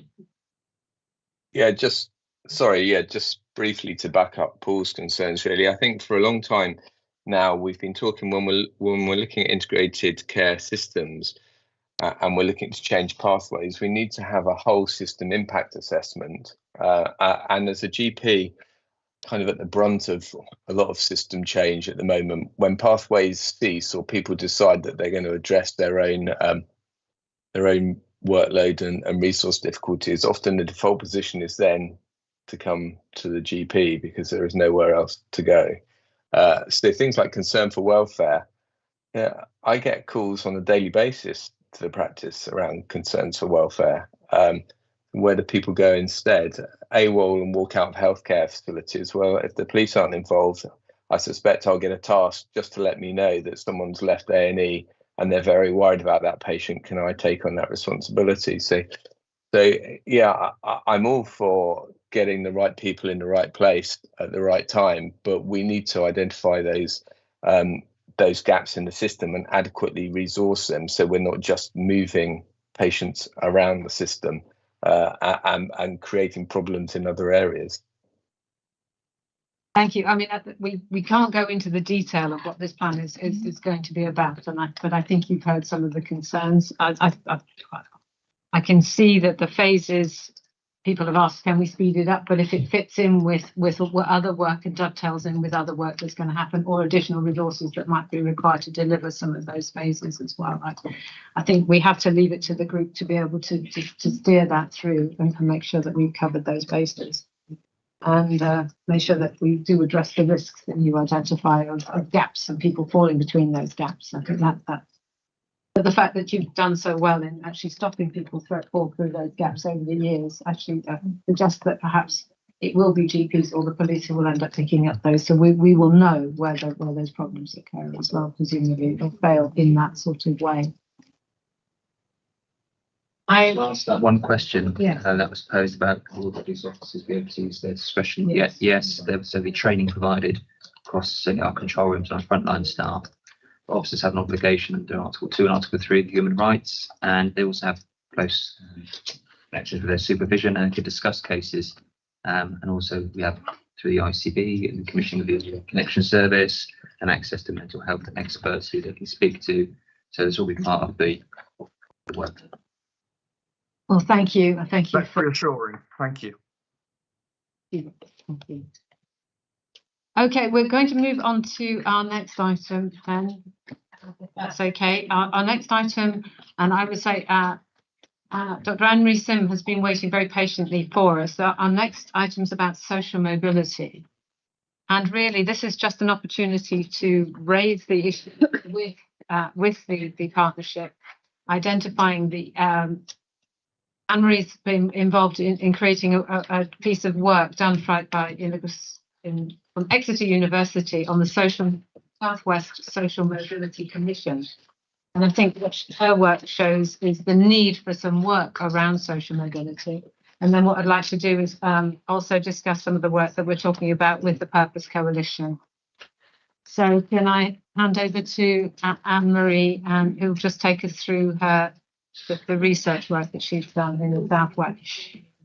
Thanks very much, and thanks for inviting me. I am very conscious of time, and I realise some of you will probably have to get away very soon, so I'll try and be very brief and just give a little introduction to what we're doing. We are at a very early stage, but basically I lead the Southwest Social Mobility Commission. We're a cross-sectoral body that's been set up to drive and coordinate efforts to transform education and early career outcomes for children and young people from low-income backgrounds across Cornwall, Devon and Somerset. And I know that social mobility is on the agenda as well for you in Dorset. So thought it'd be really useful to just give a quick insight into kind of what our plans are and what we're doing and how we're thinking about this. I do have some slides to share. I'll try and just rattle through them perhaps as quickly as possible. Are you able to see these? Yeah, if you could. Yes, that's great. Brill. So, I mean, essentially, why are we here?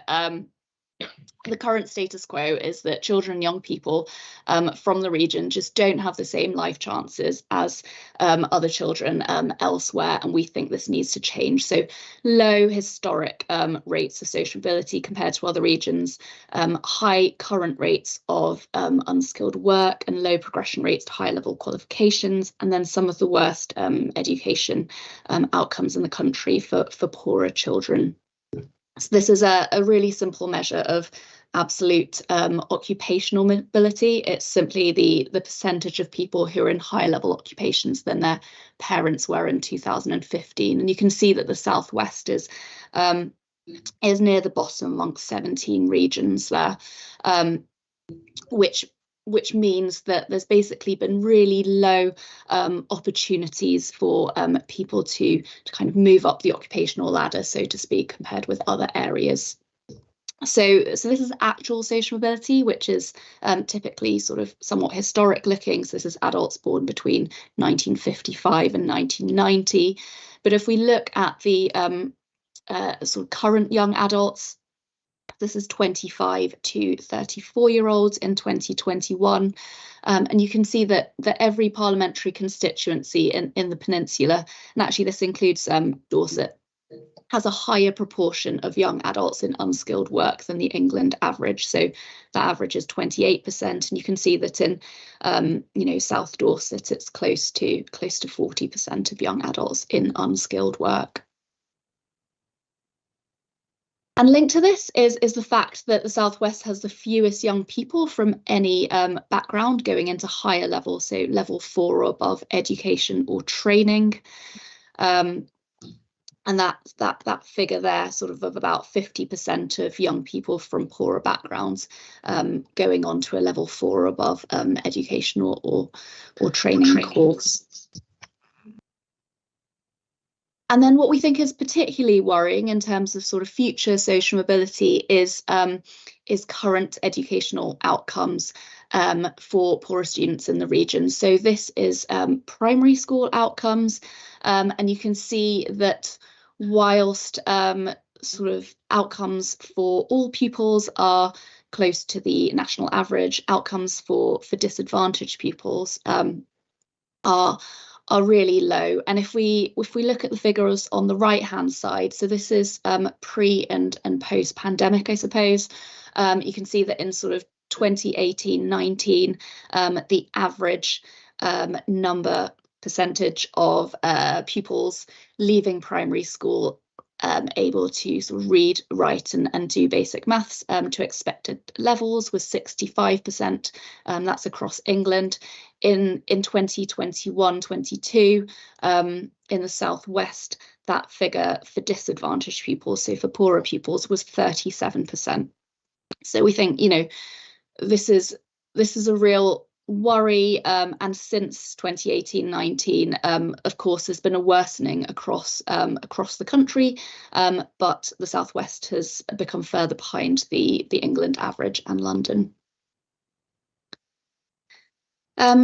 So I won't go through this, but we produced a report in 2022, Social Mobility in the Southwest, in which we talk about some of the underlying challenges, and we summarised 3 kind of region-specific challenges: disconnected areas, a low-wage economy, and a lack of impetus for change. That really, we think, characterise the region. We did this research, by the way, as I say, on Cornwall, Devon and Somerset. So it didn't include Dorset, but of course, you know, there will be sort of similarities for some parts of Dorset. So we broadly think this needs to change. You know, this is a complex issue that can't be solved by one organisation. And because it needs sort of concerted action across a range of organisations, that's why we've set up this commission, to be this driving force that kind of sets the ambition and pushes for this to happen. So this is what the commission looks like. We've got Sir Michael Barber chairing, and then we have these different sectors, as you can see, represented down the left-hand side. Our commissioners are in role for a sort of 3 to 5 year period in a voluntary capacity, and they'll be looking to kind of promote the work of the commission within their organisations, sectors, and in their wider interactions. And then we have a small secretariat led by Professor Lee Elliott Major. He's Professor of Social Mobility at Exeter, alongside myself, and we'll be working with a couple of colleagues as well. So as I say, our aim is to lead and coordinate efforts to improve education and employment outcomes for disadvantaged young people. Our goals are centred on what we want to achieve for children and young people at every life stage from 0 to 25. So we have 4 goals across early years, school, further education and early career. And the aim is that at each stage, this is preparing children and young people for the next stage, with the end goal being a route into skilled employment. And this does differ from some conceptualisations of social mobility, which are perhaps about enabling sort of talented individuals from working class backgrounds to kind of excel. For us, it's much more about kind of addressing the structural barriers that prevent young people across the board from disadvantaged backgrounds from living decent lives. So broadly, we're going to do 3 things to reach our goals: advocacy, good practice sharing, and strategic planning. As I say, you know, we certainly can't do this by ourselves. So this is about every organisation in the Southwest Peninsula thinking about how their practices impact on social mobility, and then being supported to make evidence-informed decisions in pursuit of these social mobility objectives. And then also collaborating across traditional sort of sector boundaries and so on. And then at a national level, we also want to make sure that policymakers, politicians are aware of the issues in the Southwest, and the implications of that for sort of potential funding and trials. So in terms of what we do, we'll be meeting with national policymakers and trying to influence policy and structures. And then we'll also be coordinating with other regional bodies to try and bring this social mobility perspective to the table. So making sure that social mobility is always on the agenda. We won't be sort of delivering or evaluating kind of individual projects, as it were. So that's just one thing to note. I think the key things to highlight in terms of our work are we'll be producing an annual report with updates on that regional data and exemplars of good practice from across different organisations. And we'll also be hosting an annual event to share this good practice and make the case for change. So those are things to look out for in particular. And then we'll also be working on a number of sort of select projects, areas of focus. Some of these are further ahead than others, but we've had some really good success with a university-led tutoring programme that we've set up that we think is a sustainable model of providing additional literacy support to pupils not reaching expected levels in schools. It's been getting lots of attention and interest, including from the Department for Education and other universities, and we're pushing on with scaling that up. We're looking at school-led cradle-to-career partnerships, which we think are a really promising way of addressing the complexities of disadvantage in a sort of place-based way. And then other things we're looking at are early years in North Cornwall, what we can do around joining up employers and kind of skills provision with a social mobility lens on, and then sort of ways of measuring and thinking about how schools and trusts are doing in a broader way than is currently being measured. So I'll stop there, but that's a very brief run through of kind of the things that we're looking to do in the Commission. Thank you very much, Anne-Marie, for that really quick whistle stop. I mean, we're not going to have time to really get into the meat of this. I think this was just to introduce this topic to the partnership, get some idea of whether this is something that we want to do more on. I would like to give Patricia the opportunity to talk about the Purpose Coalition, which is another approach that where we can actually get into some of the detail of this. But really, thank you for your reports. I'll make sure are circulated and links to the work that you've been done, which will evidence inform our activities and what we take forward. And then we'll determine how we're going to work together with the rest of the Social Mobility Commission. It's hard to say. Can I take Rob's point and then come to Patricia? I'll be really quick in the interest of time. Thanks very much, Anne-Marie. That was really interesting and brilliant to get Michael Barber to do it, because of course he lives in the Southwest, but rebuilt the British education system, then rebuilt the Pakistan education system. It's just a stellar choice. Two points. Number one, data is really hard sometimes, isn't it? In my other life, I run one of the UK's chartered accountancy bodies, and we're really interested in the mobility of getting people into the profession. And actually, it's quite hard to get data on social mobility. And so a lot of organisations now do routinely ask people about, were you the first person in your family to go to university? Did you go to a state school? And it just strikes me that we should probably routinely collect that as we do other data about employees, and if there's any help we can give as a system to help you collect data, I think that would be really useful.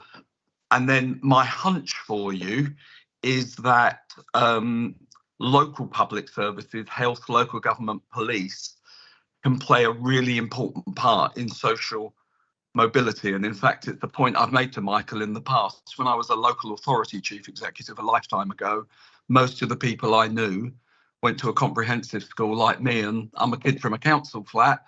When I was a senior civil servant, everybody had been to public school. Lovely people, but very, very different. And I think that local public services are excellent at helping with social mobility, and that might be an interesting thing for you to explore. And you've probably seen the research in the FT last week that this sort of stuff that is put out there, that the UK now has too many graduates, and that people, the expansion of being a graduate into new demography during the Blair years is somehow wrong. And the evidence is that all we've done is keep pace with other countries in growing the graduate pool from people from a different social background. What we're rubbish at is creating graduate jobs, and that's the UK problem. And so I hope all of that is helpful. It's a really a really important piece of work. And yeah, I just like to stress, certainly my own organisation, but I suspect for us all, that any help we can give with data, but then thinking about how do we structure careers in a way to help people in the Southwest get social mobility, it's probably really important, because public services can be good at this. Thank you, Chair. Thank you. Patricia, would you like to introduce the work of the Purpose Coalition and how that might help us actually get some programmes in place? Yeah, so the Purpose Coalition has been in existence for quite a long time. It was established by Justine Greening, the MP, with a gentleman who's a UK entrepreneur, David Harrison. And it looks at, its commitment is to social mobility, but in the broadest sense. You can become a member of the coalition. It's much cheaper for public sector organisations to join the coalition, because the funding is provided predominantly by business and industry in order to support the development of the coalition. So public sector fees are discounted.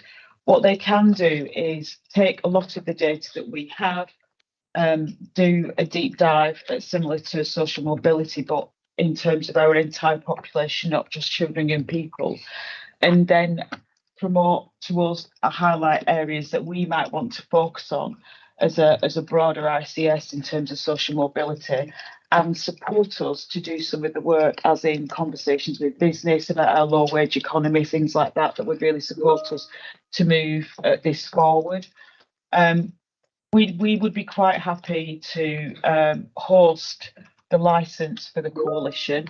The fees are around about 30 to 40,000 pounds a year, so we'd need to think how we might spread that cost across the system. But given that we host most of the data anyway, in terms of health and local government, we're quite happy to host. But it's more a conversation about how do we align those two pieces of work that might be done through the Social Mobility Coalition and the Purpose Coalition, and maybe a more in-depth conversation next time we meet about how we might do that to get the best out of it, and how it might then inform some of the work we might do in more detail, both at this and a system level around thriving communities. Thank you, Patricia. I think what we need to do is, today was just about introducing it as a topic. I think it's something that's going to be very important for us to take forward. If we can come back with an idea of what the Purpose Coalition could do, what work is already being done, making sure that we're not duplicating that, and come back with a plan. For our January standing very busy already, yeah. But I think it's necessary to really take this on, because the data that is presented to us is stark for our young people, and as you say, it's just across the whole of us. Given the time, I'm going to say thank you very much indeed, Anne-Marie, for coming in and talking about that for us, and having putting it on the table for us, and we will certainly keep it going. So thank you very much indeed. Brilliant, thank you. Okay. Look, I'm sorry I've overrun. I do apologise. I've failed to keep up to time. We don't have any items for consent. We don't have any questions from the public. Do we have any other business? I was going to say we don't, but then I will ask. Do we have any other business? But I can see everybody wants someone. Hopefully we can go through the key messages from the meeting outside of this meeting, unless there's anything anybody would like to highlight that they really believe that we need to raise up to the ICB. There is an ICB board this week, I think. Yep. We'll get those key messages into. Next meeting is in January. It sounds like it's going to be very, very busy. I perhaps need an extra hour on these meetings, or I need to get better at holding people to stop talking. But that's fine. Thank you, everybody. Thank you very much for your time today, and safe journey home. Bye.